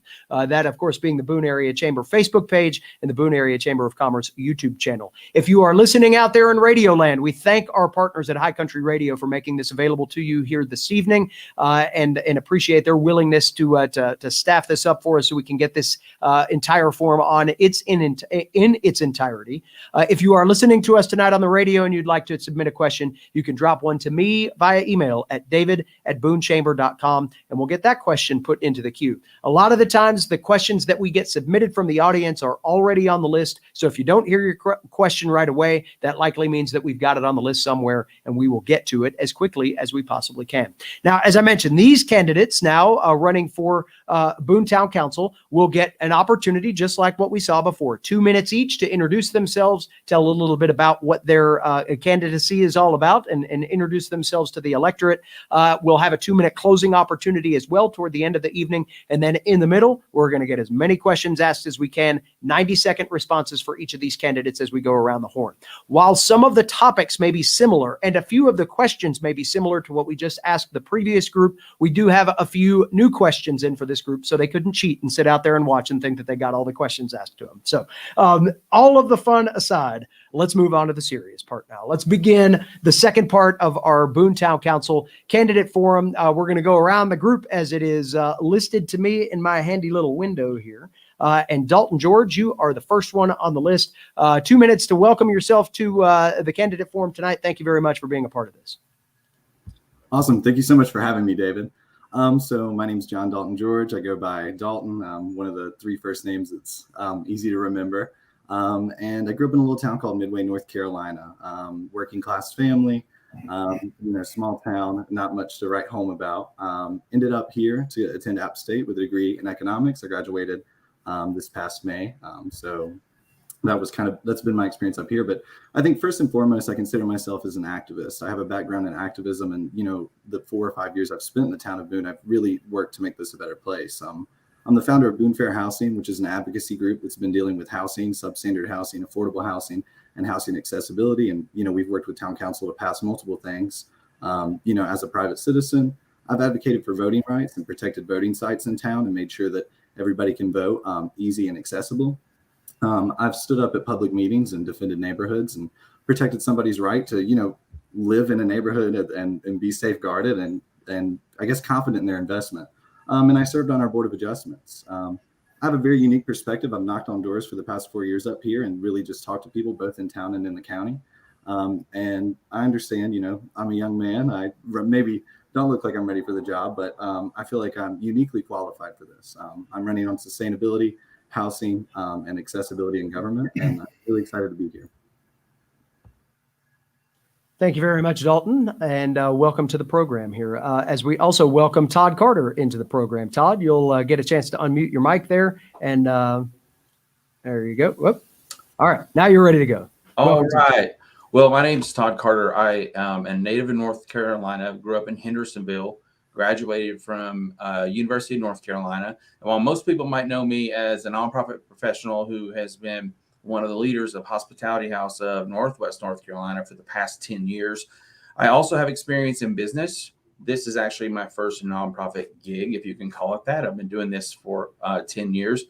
But before that, I worked for 2 family-owned companies, consumer goods companies, and I took them from between $1 million, $2 million annual sales to up to $1 to $6 million in annual sales and $1 to $8 million in annual sales, and made them international brands. So I think I'm well equipped to look at both sides of the issue, having managed large budgets and also having worked the past 10 years as a community activist and nonprofit leader in Boone. I care tremendously about this community, and I am running on fair housing, equity, and equality. I have been working on the fair housing issue since almost my feet hit the ground here. And I know the struggles. I know the people that have experienced the struggles, and I want to get something done about it. And that is my commitment, is that we're actually going to provide accessible housing to the workforce, to single income families. And it should not take a single family with 3 children, a single income family with 3 children, to have to make $38 an hour to live in Boone. So I'm here to fight for the people. People are my passion. I'm excited to be running. I'm excited to take this next step in my activism for the people of Boone. Thank you very much, Todd. We will now move to Virginia Roseman. Virginia, we will let you unmute yourself, and welcome to the program. Thank you. I appreciate you giving us all this opportunity to speak with people and let them know what we are, who we are, and what we stand for. So guys, I'm Virginia Roseman. I am running for one of the 4-year seats on the town council. I'm currently sitting as one of the council members for one of the vacant seats that had opened earlier this year. It has been a great honor, and I have learned so much. This has been an immeasurable amount of success that is happening in this council. But about me, I am a mother of 3, the 3 greatest joys of my life. I love them with all my heart. And the reason I came to Boone was because of them. My husband and I, we knew we wanted to raise our children in the Appalachians. We knew we wanted to raise them in a community that was safe, diverse, and had a university. Those were our prime reasons for searching for a community to raise our 3 children in. And we found Boone the perfect match for our family, and we have never regretted it. I love being here. I've been here for 25 years. I've never looked back. I don't plan to go anywhere. And it's been a measurable experience to raise my children here. And I thank everyone in Boone before me and those who will come after for keeping this town viable and successful. Part of me of what you need to know is that I have worked in the school system. I've worked in daycare. I went to Western Carolina University where I studied child development and family psychology. So I started my career in daycare systems and school systems. I somehow lucked out getting a job at the Horn in the West Southern Appalachian Historical Association, where I did go to run the company for basically 8 years under a board. That was something that really instilled in me I needed to be part of my community. Through that avenue, I learned I wanted to be part of what makes Boone great. And I met Loretta Clausen through that, and she helped me become an advocate for Boone. I then got onto boards. I was on the Board of Adjustment. I was on the Boone TDA, and I currently am on the Boone TDA. Sorry, I'm running out of time, but there's a lot to learn about me. We have all night, literally. I'm just kidding. Thank you very much, Virginia, for welcoming yourself to this party. Benjamin Ray, you are next. Welcome to the program, and thank you for joining us here tonight. You have 2 minutes. Thanks, David. I've been in Boone for 9 years. I'm a local business owner and real estate agent. Have my own real estate firm. I originally grew up in Wilmington, North Carolina, went to NC State for engineering. Also went to Lees-McRae. 10 years after I did not finish my degree, I went to a local school here, Lees-McRae College, and finished my degree in business. I worked for Food Line for 15 years and know what it's like to be out there just trying to make it here in Boone with the lower incomes that some of us have to get by with. Grew up on welfare.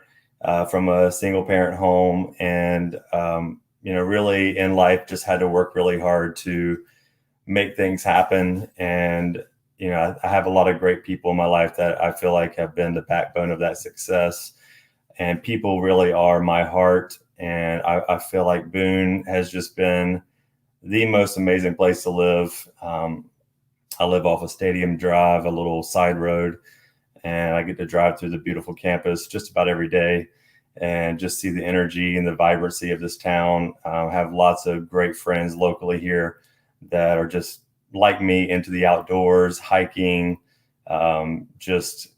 It's a pleasure to be a real estate agent in a place like this.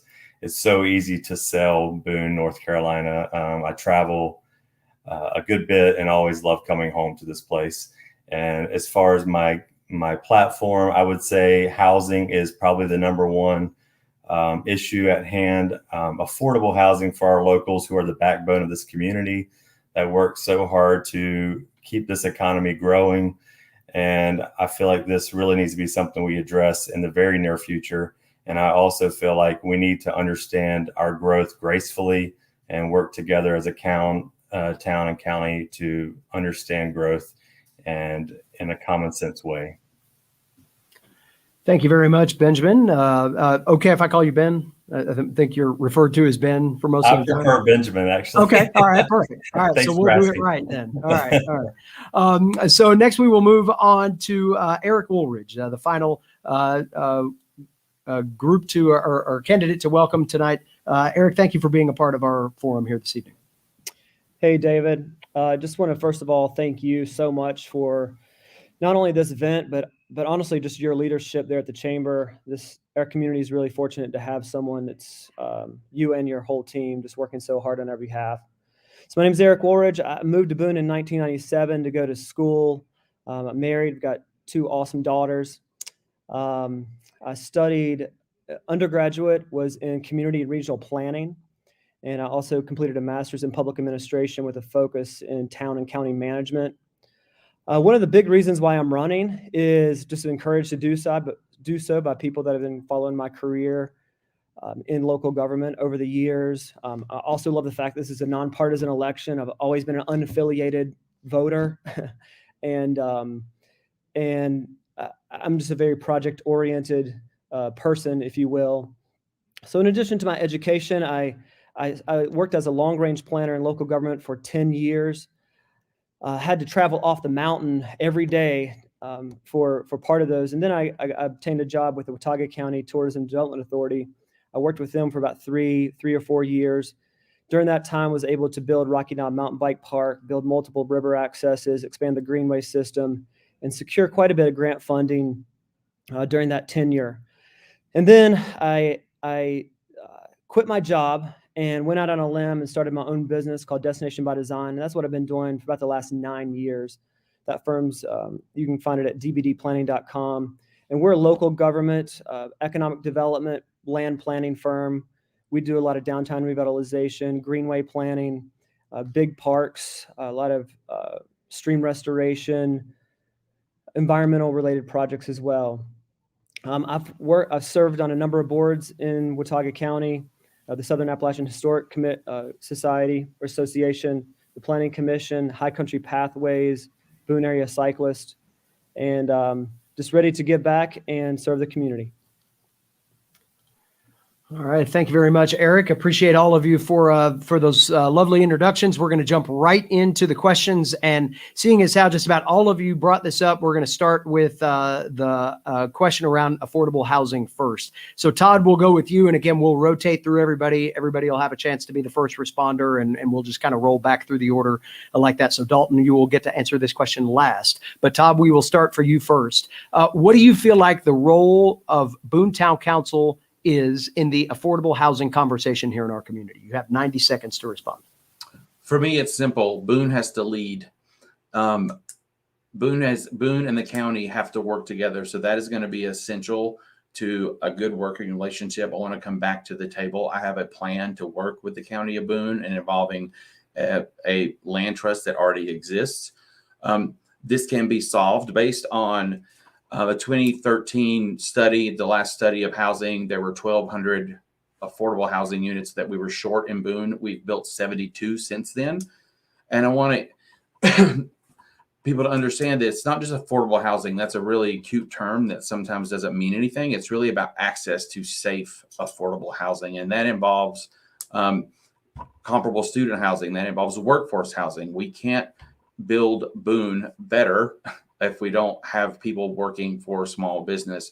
And we can do this while protecting our neighborhoods, but we have got to find accessible, safe housing for our elderly populations and our student populations and our no to low income populations. The stories I can tell about us having to move folks out of Boone that have to give up their job because they can't find a place to live, and we have to move them either to another county or out in the county where they don't have transportation.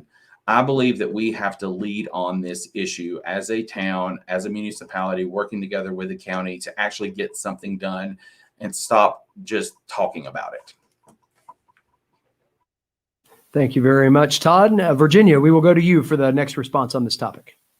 I have to agree with Todd that Boone has to be the leader and has to be the example of how to tackle this issue of affordable housing. It is multifaceted, and it takes a lot of people to come together to make this happen. We have to care about the people who love Boone and want to live in Boone and want to be prosperous in Boone. And that's not the units with the 4 bedrooms sharing one living space. We need places for families, workforce, and others. There's so many people who want to call Boone home, but are unfortunately unable to afford to call Boone home. So part of what I like to look into, I was reading articles about other towns that set aside Boone or their town money to put into building affordable housing and finding grants. We have a wonderful staff here in Boone, and I do believe we can try to use their professionalism and their connections to help find more grants and affordable matches that will be able to allow us to design, develop, and create affordable housing. But Boone does have to take a step forward. We do have to tackle this issue, because if we want to keep being the town that we are, we have to make sure we provide housing for the people who want to work and love Boone. Thank you very much, Virginia. Benjamin, we will turn to you next on this. What are your thoughts on the affordable housing conversation and the role Boone Town Council can play in that? So first of all, we need creativity and we need an understanding of good business practices on the council to understand how to better use our money as a town. Affordable housing is something that is very near to me, and housing is my career. It is my background, and I see every day local professionals who are the backbone of this community having a hard time finding decent housing. And this is why this is number one on my agenda, to try to figure this out. We have some town lands, we have town spaces that need to be utilized that are sitting there. We need to understand that ASU has properties that still can be developed to create more student housing, to be able to take some of the student housing out of our town back on the campus. And, you know, there's a lot of great land still up in the old conference center. There's some great things that we can do in town. Even let's put back on the table discussing the whole bamboo corridor, possibly even the old 421 corridor where the new Bullock property for the town is going to be developed, and figuring out maybe utilities that can create some great usable land in those areas for our locals who have to come into town from a long way away just to work in town here. You know, this isn't just about our housing. It's also about our job market. We have people at Samaritan's Purse. We have people at ASU who are denying jobs because they cannot find good housing here, and they're going to other great markets to work, and we're losing a good workforce. Thanks, David. Thank you, Benjamin. We will move to Eric on this. Eric, what are your thoughts on affordable housing and how to bring the conversation around through Boone Town Council? I think the one word I'd like to use simply is staff. And I think that everyone here could probably agree with this, is if we want to solve this issue, we've got to have a point person, someone who's staffed to lean into the various grant options that are out there to facilitate those dollars coming in there into our community and so forth. There's a lot of partners, I feel like, a lot of people at play through with town staff, county, so forth. But I actually think this is a place where the town, the county, and ASU collectively, definitely the town and the county, should share a staff person and help fund a cooperative staff person that's dedicated to nothing but this particular issue. So yes, it's something that has to be solved. There's grant dollars that are out there. There's a variety of models, successful models that are being done right now across the country. I think that we can attack this issue, but it's going to require a staff person and also us looking at town-owned property. And are there some creative ways that we can meet some of our goals from a facility standpoint, and also start to get into this game more directly? And we just need to be more aggressive with it. So first is human resource capacity putting towards this. And then secondly is looking at our own property and lands and getting into the game a little bit. Thank you very much, Eric. Dalton, we will end with you on this question. What do you think about the dialogue between town council and partners surrounding affordable housing? Yeah, thank you for the question, David. So I think affordable housing, it sounds really attractive. And to answer the question, I guess, as quickly as possible, the town of Boone can have an impact on it. And I think it's through a community land trust. But one thing we aren't doing often enough is we aren't talking about the substandard housing conditions that are already present in our housing stock. The town council can and has had an active role in improving these. People are living in moldy conditions. Their homes aren't insulated, so they're dealing with horrible conditions in the winter. Among many other things, predatory practices are rampant. And, some people think that this is a student issue, but, through my activism, I've talked to single parent families that are dealing with this, the elderly. So we need to really address our current housing stock and improve it and make it safe for people. Again, a community land trust is the model to move forward as far as affordable housing goes. And, I'm going to say it. I mean, we can't hand the keys over to developers or the university and expect them to do right. I mean, particularly with developers, because I feel like that's part of the reason that we're in this mess. So, I think the town has to take a strong stance, look for partnerships where we can, while not handing the keys of the car over, because I think we've seen where that gets us. But yeah, thank you for the question, David. Thank you very much, Dalton, for your response. That ends question number 1. I'm going to turn to a submitted question that came to us earlier today via email, and remind those that are watching, you can submit questions to us through the Facebook chat, through the YouTube channel. If you're listening on the radio, you can drop me an email, david@boonechamber.com, and we'll try to get your question in, should we have time to be able to do so. Again, I will say that this is a submitted question.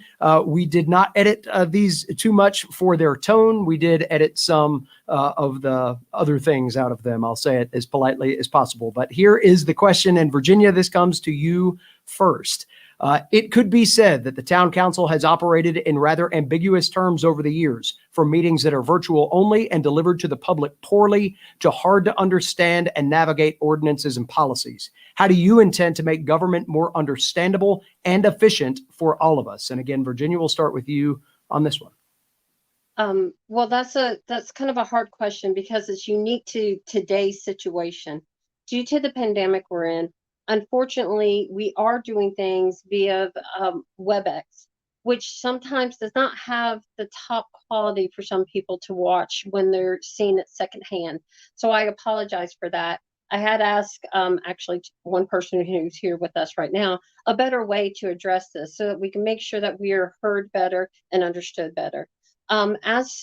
So right now, that is why this is the situation. It does not happen normally. Normally, we're at the town hall, open to all to attend. But also, all WebEx meetings are open for everyone to attend. You can join us every third Tuesday and Thursday of a month, and we're happy to have everyone there and everyone participate. As for, I felt like the question was kind of like it felt like dealing behind closed doors, but that's not what the town council does. We can't do anything without hearing from people and getting information from people. We just had our last meeting on September 27th about the overlay of the new business district proposed and its overlay of the historical district. I didn't think we were getting enough participation in the 3 before, so I demanded that we do better news mailings out to households. We put the signs up because maybe they're not seeing it any other way. So if we don't put the signs out, they wouldn't know this was happening. I want people to participate. I want people to have a voice, and I will do whatever I need to do to address those concerns. But I'm sorry if you felt like your voice wasn't heard. Thank you very much, Virginia. Benjamin, we'll move to you on this question. And as a reminder of kind of the final part to it, how do you intend to make government more understandable and more efficient for all of us? Yeah, I do think this has been a problem in the past. Personally, it is very hard to muddle through some of these extremely long council meetings. Certain members tend to drag on for a bit, and it's actually very difficult to even listen to, just from the standpoint of trying to listen in. It's muffled. I think there needs to be a better way. So I mean, for me, I would say just a simple let's have an agenda and actually be efficient about it, just like we are in our everyday lives, and let's make some decisions. Let's talk about it. Let's try to wrap up things that we have as our own personal agendas, and push for a general consensus and work together as a team and try to get everyone's take on it.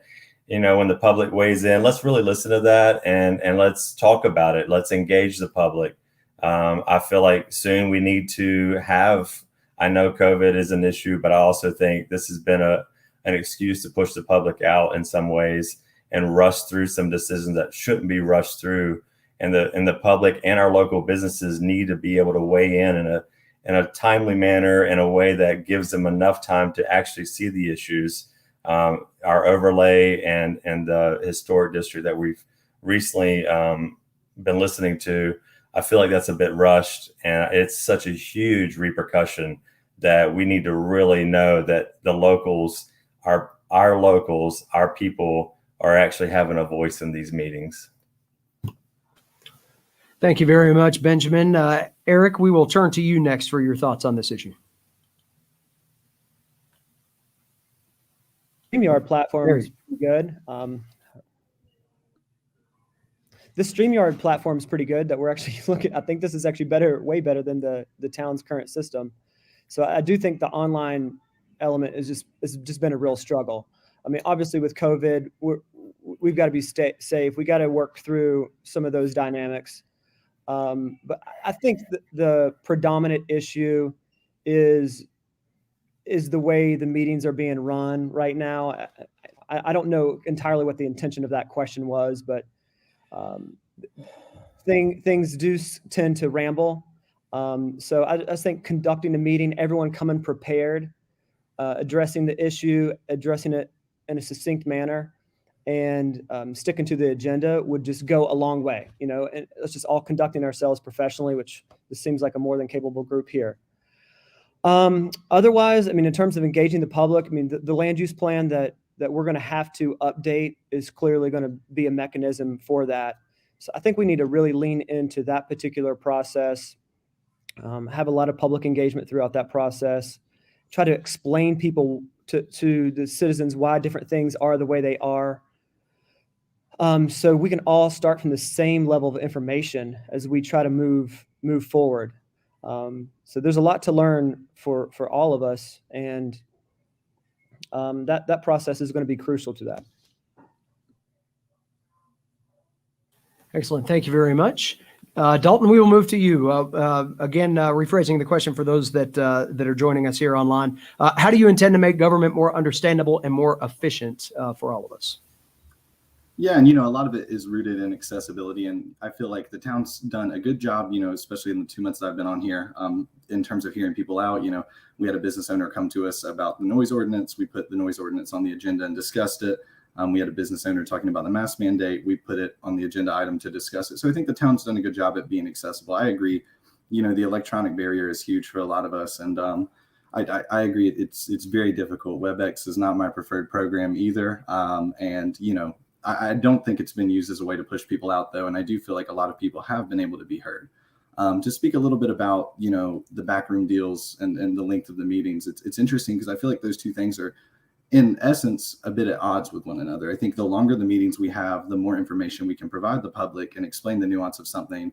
And I think typically the reason meetings go long is because the council members aren't actually speaking with one another, because our intention is to keep things as public as possible.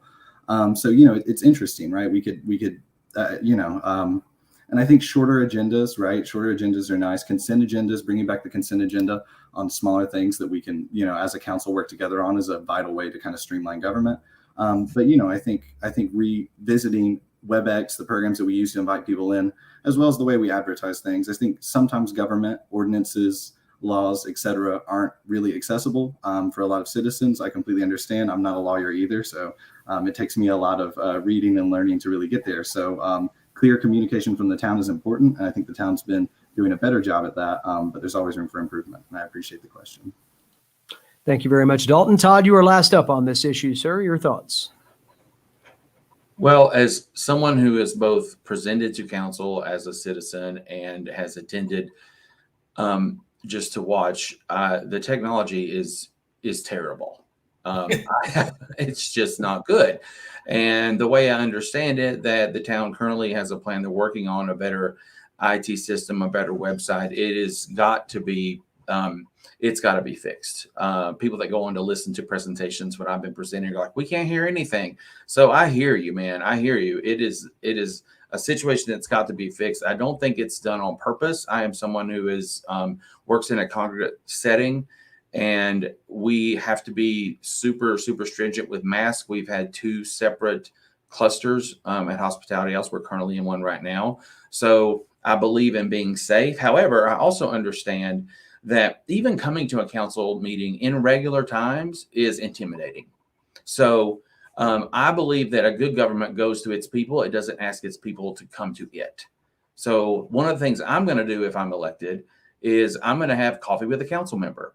Luckily, my office is right next to Hatchet Coffee. So I'm going to set up shop every other week or every month at a picnic table, and anyone can come to me to talk about anything, and I'm going to take it to the council, and we're going to listen and hopefully break down some of those barriers that it takes to come and sit in a courtroom-like setting to try to understand a council meeting. We've got to go to the people. Thank you, Todd. That concludes the round on that question. Benjamin, we're going to start with you on the next one. This one involves sustainability standards. The town of Boone has very well stated goals toward achieving sustainability standards, both for their own operating purpose as well as guidelines for the rest of the community. How do you intend to support these goals and actions, and what might you add to the conversation as well? Thanks, David. I think probably our number one priority right now as it concerns sustainability is to revisit our comprehensive plan. It was, unfortunately, the last one we had was in 2006. The 2030 one was scrapped, and we're kind of just floating right now. In the 2030 plan, there were a lot of things that dealt with sustainability. I do believe that sustainability is important. I also think we need to grow gracefully as a town. Sustainability should not be in direct conflict with growth, but growth should be done in a sustainable way. We currently have so many people coming to the high country.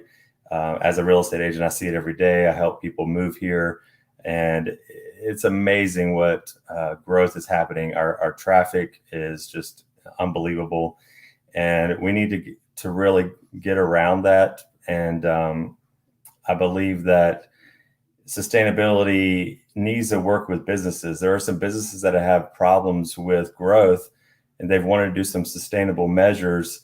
But when they've approached the town about this, they've actually been pushed into another capital expenditure bracket to where they would actually have to put in sidewalks and things that are not sustainable and are penalized. And so I think there's some ways to work with businesses on this too.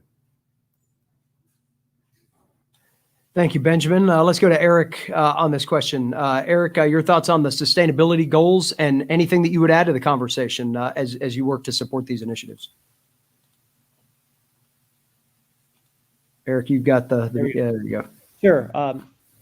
Regarding the town's current goals, I don't see any issue with those in regards to talking about those goals with John Ward. He feels like the town manager, he feels like achieving those goals is very doable and possible. So I love visioning. I love goal setting. I love casting, a goal and a vision for what can be accomplished and going and getting that done. And this is an example. We've got a sustainability and special projects coordinator. That's exactly what we have to do. Whenever we come up with an idea, we got to fund a position, put the capital behind it, the people behind it to make it happen. Otherwise, nothing will happen. So I'm all for that. I think the biggest thing that I can contribute to this conversation, and I do it professionally across the Southeast, is greenways, bike paths. I mean, I've planned hundreds of miles of trails for the National Park Service, state parks, and tons of different communities across Western North Carolina and beyond. I've got a very specific plan of how I feel like we should update our current bike ped plan in the town of Boone.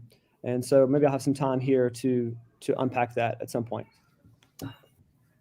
Depends on how fast you guys go. We'll see. We'll see if we can get to that one. It's down on the list for sure.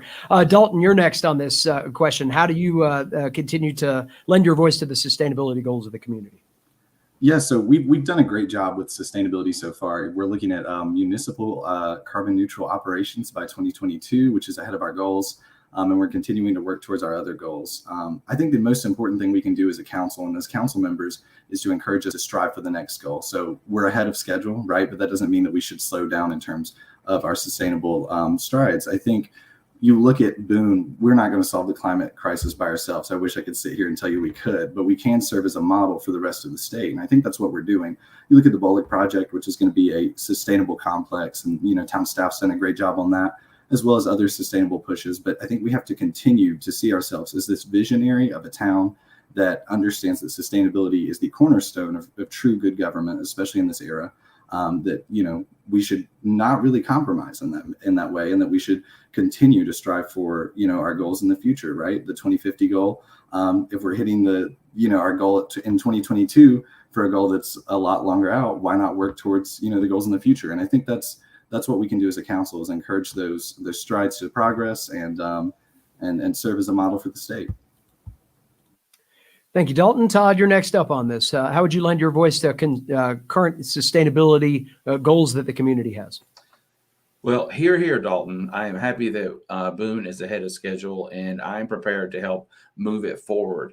One thing that kind of gets lost sometimes is the fact that in the traffic discussion, and particularly the sustainability discussion, is it relates to an earlier question about bikes and pedestrian traffic. So I am absolutely for a complete streets ordinance to be adapted that would be part of a new comprehensive plan. And this comprehensive plan would include a sustainable part, a racial equity part, climate action part. I've been following the Carver Connects plan. It's a very similar process, and we can commit to a complete streets ordinance as part of a comprehensive plan. I believe that we can reduce emissions by increasing bike and pedestrian traffic pathways, and I believe it should be a part of the plan. Thank you, Todd. We will move to Virginia next. Virginia, what do you have to say about your continued voice and opportunity to drive discussion on sustainability? Well, as many of you heard, the town was really proud to announce that it will be carbon neutral in office and municipality participation avenues by January, which is right around the corner, 2022. And as Dalton alluded, this doesn't mean the work's done. It means we're going to move forward. We're going to tackle the next step. How are we going to try to help our community become neutral, carbon neutral, and be sustainable? I've always been an advocate for greenways, bike paths, pedestrian paths, and mass transits. I feel like the less vehicles we have on our road is absolutely probably the first thing we can do to tackle this and our carbon footprint that we put on the earth. We are a beautiful community. We have so much to see. And when I saw, and I mentioned this in the candidate 20 Good Minutes, when I saw that the sidewalks were going in downtown, yes, they're lovely, they're beautiful, but we didn't make lanes for bikers, and that hurt me. I was not on the council at that point, so I didn't participate in that word, and I should have as a citizen, but I didn't. And that did hurt. I do believe we need more bike paths. I do believe we need more greenway, walking, pedestrian, and bikes. We need to also upscale our mass transit. And if y'all seen, the Apple Cart just added a double-decker bus. That is just completely awing that our community has a double-decker bus helping to lower our carbon footprint. We have solar power buses. We have solar power emergency vehicles. We're doing our part. Now it's our time to go further and go faster. We are winning. It's baby steps, but we're getting there. And part of what I want people to know is you can call your electric company. If you're within the town of Boone, you can call Brimco or the New River Power, and you can ask them about how to be part of the renewable sources at New River. You can be part of the hydro solar renewal, and for Brimco, you can be part of the solar panel renewal. So please participate and help us curb our step of carbon footprint. Thank you. Thank you, Virginia. That ends the round on that question. We've got time for maybe one or two more before we give you your time on the way out here. So you're almost there. You guys are doing a great job. We do have another submitted question to bring into the fold. And Eric, you are going to be the first one on this. Again, this submitted question, so I'll read from the email. There has been a lot of talk both by current council members and candidates about goals and objectives, but what promise do we have to accountability and action? Every candidate says we will protect neighborhoods or create affordable housing, but what certainty do we have that goals and objectives will actually be accomplished? Eric, will have you speak first on candidate accountability. Fair enough. Policy and goal setting is certainly the first step, and then implementation is part of the planning process. And how you execute on projects is through assigning staff, assigning dollars towards those initiatives, particularly those that are capital infrastructure projects. From a land use perspective, in regards to the general statutes of 160D, and we have to have an updated land use plan. I mean, that's policy. So a lot of policy that's going to get executed is going to happen through the UDO, the ordinance, and so forth. That is implementing the plan and protecting neighborhoods and such. But on the capital side, we have to execute through manpower and through resources. We have the enterprise fund that will help fund a lot of the bullet property that supports our, based on our water and sewer rates and so forth. We have occupancy tax through the Boone Tourism Development Authority. How do we leverage those dollars? There's about $600,000 a year that can be used towards capital infrastructure projects. We need to go to the state, get that legislation changed so there's actually more money for the capital dollars as well. So how do we take those dollars? I think we have to go into debt, use that $600,000 as debt service so we can build as many of these projects right now as possible. And then we want to dovetail in sustainability, alternative transportation, quality of life into as many projects as possible that fit underneath that banner. So that's just an example. Thank you very much. Eric. Dalton, we'll move to you on this question about candidate accountability. Yeah, and people running for office have a really bad tendency of getting up here and acting like they're going to fix everything overnight and telling you they're going to do that. And I'm not going to lie, I wish I could fix everything overnight, but I can't. This specific question talked about, neighborhoods and then housing, right? Affordable housing. And for that, I would just say, look at what I've done, right? I mean, when the North Carolina legislature was trying to make it where we didn't have any R1 zones, that our neighborhoods would be overdeveloped. I was one of the people in public comment, talking about how the town needed to act and pass a resolution discouraging the adoption of this that would inevitably destroy our neighborhoods. I've been out there knocking on doors in our neighborhoods. I've been an advocate for them in the past, and I feel like I've given nobody any indicator that I would stop. For housing, I've worked on housing practices. Look me up in the Watauga Democrat or the Appalachian, and you'll see me addressing predatory housing practices, insane application fees and administrative fees that are locking people out of even the access of housing, much less affordable. Again, accountability of politicians is quite frustrating, and I completely understand it because sometimes it feels like we aren't completely keyed in on what's happening in, the people that live in our town's lives. And one thing I can promise is that, I've been an advocate for the little guy. I've been an advocate for the neighborhoods, for the people that are having trouble renting or affording housing. And I'll continue to be that. And you have my word, and, you can reach out at any time at my town email. And yeah, thank you so much for the question. Todd, we'll move to you next on candidate accountability. Candidate accountability is actually why I'm running. I've been working my butt off for 10 years to move Boone forward and make it a safe, equitable place for everyone that lives in Boone, particularly the marginalized, disadvantaged minority populations. And how are we going to get things done? How are we going to stop just talking about it? And how are we going to make it happen? So I am running to be one of those accountable voices and make my voice a vote so that we can stop talking and start doing. I'm all about less talk, more action. And I have seen the struggles. I've experienced the struggles of how do we get something done? And it seems like there's always a roadblock, and there's always a roadblock with the town or the county, or somebody's doing this to the other. And I want to get to the table and make things happen. And I'm here to be your accountable council member.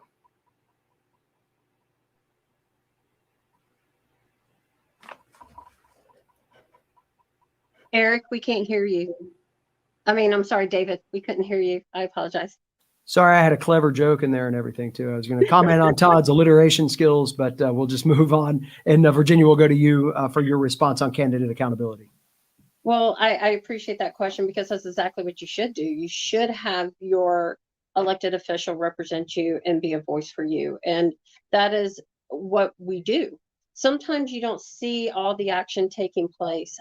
When I was running in 2019, I had a list of things that were passionate for me.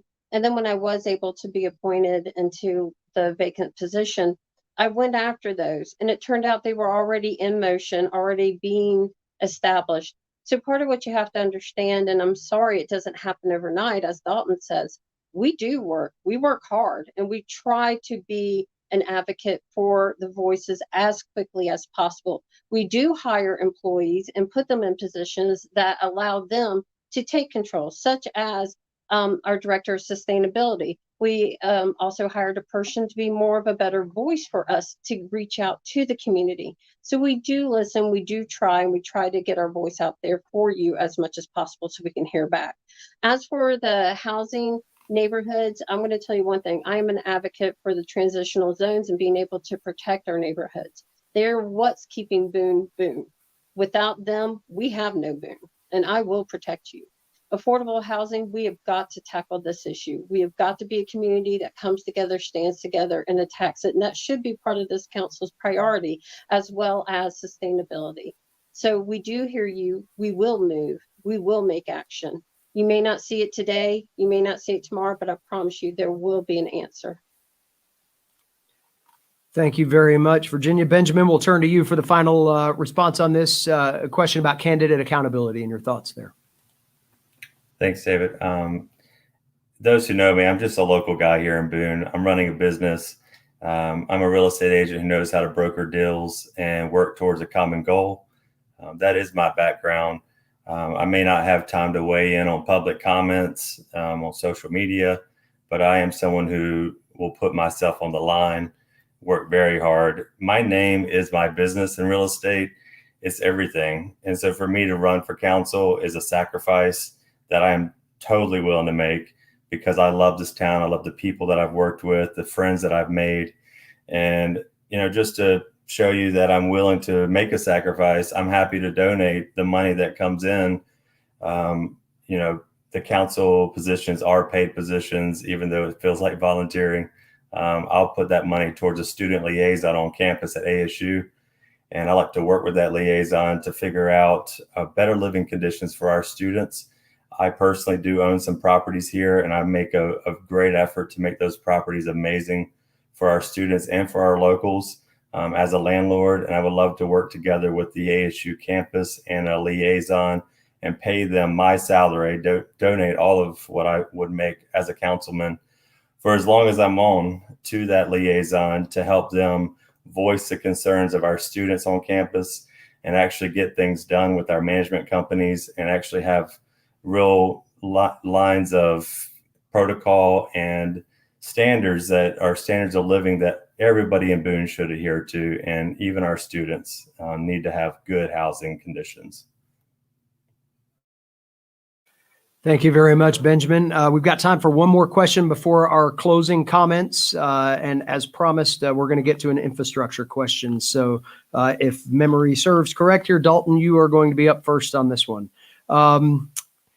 Infrastructure concerns have been at the center of many discussions over the last few years, from bike ped projects and greenway connections to future stormwater utilities and crowded streets.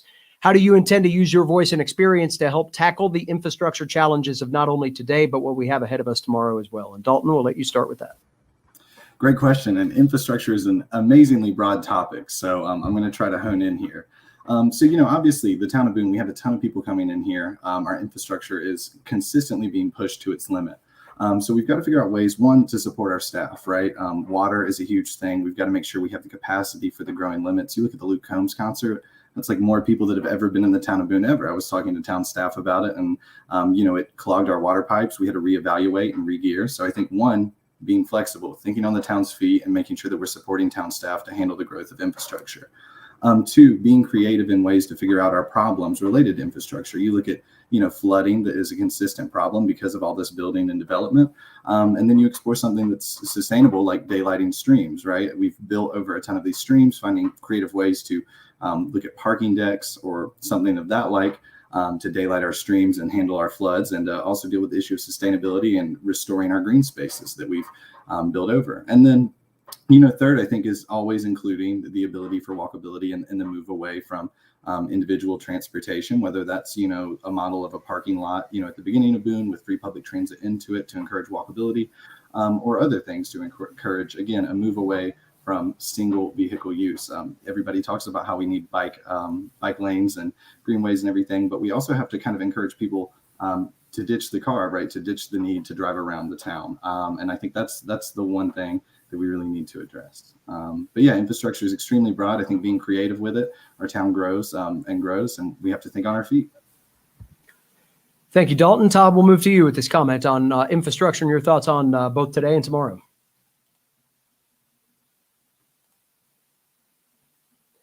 Todd, you're muted still there. Like Dalton said, it's a huge topic. I think one way is that we need to be for intentional, transparent, and managed growth. And that means if we're going to have new properties built in and around the town of Boone that want to access our water system, that they need to be annexed in and they need to become part of Boone. I would also like to explore with the General Assembly getting the ETJ back so that we can have more intentional, managed, transparent growth. And everyone knows stormwater. Everyone knows flooding is an issue here. What a lot of people don't realize is the 4-lane roads that are coming in and out. We have to work with the DOT to manage those highways. It's not up to us. So I think it was a big fail that we missed on the NC North Carolina 105 changing. That would have done a lot, because when we go out and I'm out talking to people and knocking on doors, traffic and sidewalks, that's the number one thing they talk about. And we let a good opportunity go by that would have not only helped solve some of that congestion, but it would have involved bike lanes and pedestrian lanes and things that we're talking about to help improve the infrastructure. Infrastructure is the elephant. There are people that study and do this for a living. And I want to go to the town staff and make sure that we have the town staff there that is going to help manage us into the future. Thank you very much, Todd. Virginia, you are up next on the topic of infrastructure. Well, as been said by the two candidates before me, it is a huge task and there's a lot to it. It's multi-leveled. And yes, there are things we can do and things we can't do. So we have to understand that, as Todd had alluded, that the state owns the highways. We do not. We can only be part of the voice and part of the advocate to try to get the state to see what we need. But as for being able to do infrastructure that is smart for our community, and I do also agree with Todd that the ETJ was vital to our community so that we could grow healthy by being able to expand and be able to provide housing and opportunities and space, green space, housing space for people.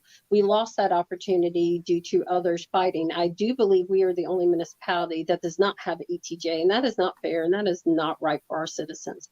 I would like for us to look back into that. But another thing we need to do, part of our infrastructure, is we got to have the funding. And part of having the funding is getting back to the table with the county, trying to figure out how are we going to look at the ad valorem taxes that have happened and make it fair to all who are participating within this. Because everyone who comes to Boone does go to our other entities outside of our area and within our county. We live in a beautiful venue. We want people to see all of it, and we want all of our area to be safe. But Boone is the hub. Boone is what is bringing people. And so therefore, let's make sure Boone can take care of those people. Sorry. Thank you. Thank you, Virginia. Benjamin, we'll move to you next on this topic of infrastructure. So we actually have a pretty good situation right now with wastewater. We're at 60% of usage capacity. Our water is at 50%. This is all because of a lot of hard work from some of our past councils in the town to redo our water system. So we actually have a lot of potential for growth here in Boone. Where is that going to be? That's what we need to think about. This is where I bring up some of the corridors, maybe Bamboo, maybe Old 421, but somewhere, let's think about stretching out the boundaries a little bit and developing some great areas for our locals to have great housing.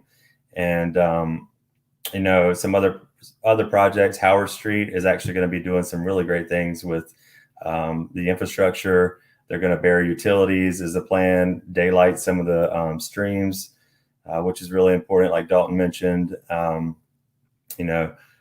there's a lot of good things that we can do. Circles at Bamboo, Wilson's Ridge, these are county issues, but we also need to push for them because they're helping the traffic flow within town. We have that on the books with the state to do those traffic circles. These are important for us. And, there's a lot of great things that we can do. And we do have some tax money coming from reevaluations of our properties. That tax money needs to be really thought out. We need to be wise stewards of that money and think about how to grow gracefully here in Boone. Thank you, Benjamin. Eric, we'll end with you on the topic of infrastructure and offer you your chance to chime in. Yeah, just as Ben mentioned, from a water and sewer capacity standpoint, we're in a great position on that front. So regarding the other projects, ETJ, bike ped, land use planning, it all comes back to planning, particularly us being a small community. We're limited in terms of finances. We're limited in terms of how our human resources. So we have to be really strategic. We have to dial in on those 2 or 3 things that we can actually accomplish and get them done, as opposed to promising 10 or 15 things and us going in and diluting our efforts. So planning is going to be the key, and casting a vision for what Boone can be like in 15 years. That work has got to be done. I'll just dive in on one particular item, and that's the bike ped piece. Right now, from Brookshire Road to Newmarket, there's a new multi-use path that's going to be installed. The problem on 421 and on 321 is that we have a bike lane and a sidewalk, and it doesn't function very well. We do not have people that feel that it's safe and it's accessible. So what needs to happen is the sidewalk and the bike lane, which make up about 14 feet in space, that curb needs to be pushed out to the bike lane, and that needs to be turned into a multi-use path. So then you could connect from Brookshire Road all the way to Daniel Boone Inn and all the way to the Wendy's intersection. So you got 4 feet wide for a bike lane, 5 feet wide for sidewalk, plus a grass strip. And that's, Todd had mentioned the complete streets concept. What we have now is basically complete streets because we have a bike lane and a sidewalk. We combine those and people will start to utilize them to a greater degree. Thank you, Eric, for your response there. That will put an end to our formal questions here for the evening. Before we go around and give all of you your opportunity to say your so long farewells, do want to take the opportunity to thank Chamber Assistant Emma Faulkner for her hard work tonight in moderating the chat and being here for the moral support of us all. So thank you very much, Emma, for all of your work tonight. Todd, we'll let you go around. We'll go max of 2 minutes here on your goodbyes. And thank you very much for being a part of the program here tonight. People who know me, 2 minutes is not a long time. Thank you, David. I've enjoyed this opportunity and I've appreciated getting to listen to all the other candidates. I just want to say again that people are my passion. I'm running for people. People is what propels me. Helping people is my energy source. And for the past decade, as a nonprofit leader and community activist, I've been working to make Boone that welcoming, inclusive, accessible, safe, and healthy place for everyone. I'm honored to be running to represent Boone. The town's motto is live it up. Well, I want to make sure that Boone is living up to the promises that we make to our citizens for all of Boone. And that includes the Black, Indigenous, people of color population, the LGBTQ population, the folks with disabling conditions, our elderly folks, our vulnerable populations. Everyone deserves to have a seat at the table in Boone because we all make up this community. I've been doing this work for 10 years, working in the town of Boone. I'm proud to have been one of the co-founders, 6 co-founders of the Watauga Back to School Festival, helping underprivileged kids and families that are in a tight spot. I've been working on issues of social justice. I've been mentoring college students for 10 years, helping to grow future leaders. I love this place, and I want to contribute even more to this place. But at the end of the day, I want to make it better for everyone who lives in Boone and who wants to call Boone home. Thank you very much, Todd. We appreciate you again being with us here this evening. We'll turn things over to Virginia Roseman for your final thoughts, Virginia. And again, thanks to you for being a part of this tonight. Thank you for letting us be here. I really appreciate it. And I appreciate all my fellow candidates and everything they said. It was vital to hear from you and to hear where you stand on many of these issues. I love Boone. I chose to come to Boone to raise my kids because of how many opportunities it gives. I am honored to be here. I'm honored to currently be a member of the town council and running. We have so much in the works and so much we want to do. And I really want to be the voice that helps be the cohesiveness between the past council and the new council to make sure that we are going forward. We understand why the steps were taken. We understand where we need to make changes and how to go forward together. I love Boone. I've taken 2 businesses that I worked with and ran as basic general managers, took them out of the red and put them well into the black to where they could pay their staff good living wages. I understand where we are. I understand how important it is that Boone is successful. And the way we're going to be successful is by being a community that hears each other, listens to each other, and moves forward together. I am an open book person. I work at one of our local businesses. You're more than welcome to come in and speak to me anytime. You can reach me via my government email. Call me. I want to hear from you. I live downtown right by Earth Fair. I would love to speak with you. Come to my house. Let's have a tea and let's find out how I can help serve you on the Boone Town Council. Thank you. Thank you very much, Virginia. We appreciate you being with us here tonight. Benjamin, we will turn it over to you for your farewells for the evening. Thank you again for joining us as well. Thank you, David. I appreciate this opportunity. And thank you, fellow candidates. This has been a great time just to listen, and look forward to hopefully being able to listen in the future with each of you and our people here in Boone that I love.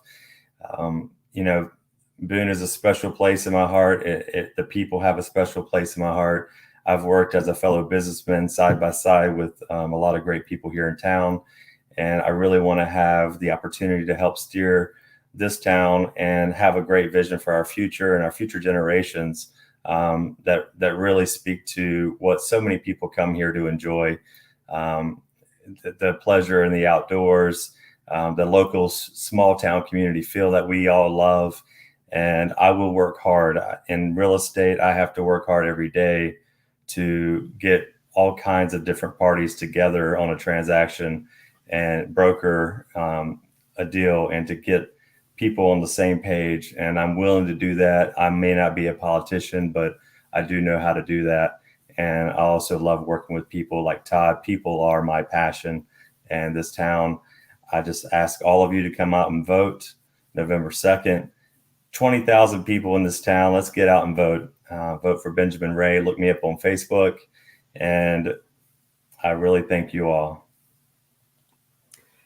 Thank you, Benjamin. We appreciate your time here tonight. Eric, we'll move to you next for your so long farewells. Thank you for being here. Hey, David, really appreciate it. Thanks for hosting this forum. Really appreciate hearing from everyone as well. My website is Eric, ERIC, number 4, Boone.com. So Eric4Boone.com. You can read my kind of background, my history in planning and in community development work. Also my platform, which really is composed of 4 parts, continued downtown revitalization, outdoor recreation, multi-use path, greenway connectivity, arts and culture is something that I'm big on as well. And then finally, neighborhood protection. So those are like the four big elements of my platform. Again, I have 20 years of community development experience. The last 10 years, I've probably worked in about 150 to 175 different local government jurisdictions, working on downtown revitalization, park planning, greenway multi-use path development, and done quite a few land use plans, UDOs. So I have a lot of experience in local government. This moving into the political world is certainly new territory, but I'm really excited about the potential of Boone here over the next 15 years. I think that I have something really solid to contribute towards that. And so I would appreciate the public's vote. And thanks a lot, David. Thank you very much, Eric. We appreciate you being here tonight. Dalton, we will conclude with you here this evening. You're the only thing keeping us between this forum ending and I'm just kidding. Thank you, Dalton, for being here. The pressure. Yeah, I'll try to wrap this up quick. David, thank you so much. And to the candidates, thank y'all. You know, I know it's a lot to put your name in the hat.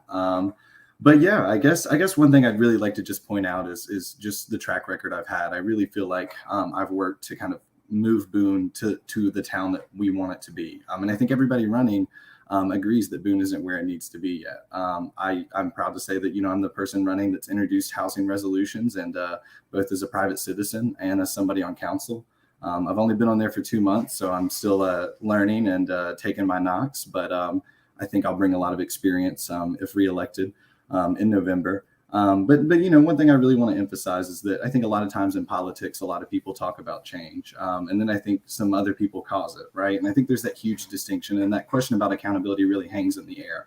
And again, I would just encourage everybody voting to look at these candidates, look, you know, at what our fingerprints are on, and then vote your conscience at that point. My name's John Dalton George. You can call me Dalton, and I hope you'll vote for me in November. Thank you so much.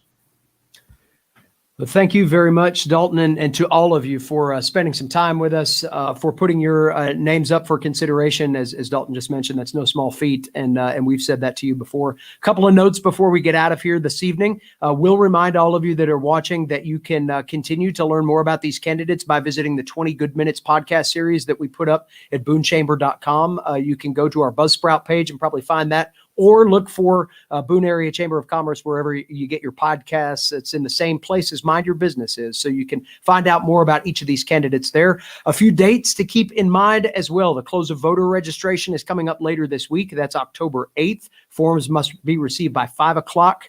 For that, one-stop early voting begins October 14th. And on the 14th, we will be joined on the radio version of Mind Your Business by Matt Snyder, who is the director of the Watauga County Board of Elections, and he'll give us some updates to the voting process for the upcoming November election. So again, keep those dates in mind. We appreciate you being engaged. If you're up here watching this with us, that means you do care about this community and what happens moving forward. And we appreciate all of these folks here tonight throughout all of our segments with these candidates for sharing a little bit about what their plans are for doing just that, for making Boone a better place tomorrow and beyond. So on behalf of the entire staff here at the Boone Area Chamber of Commerce, I am David Jackson saying thank you for joining us, and we will talk to you again very soon. Thank you all for tuning in tonight.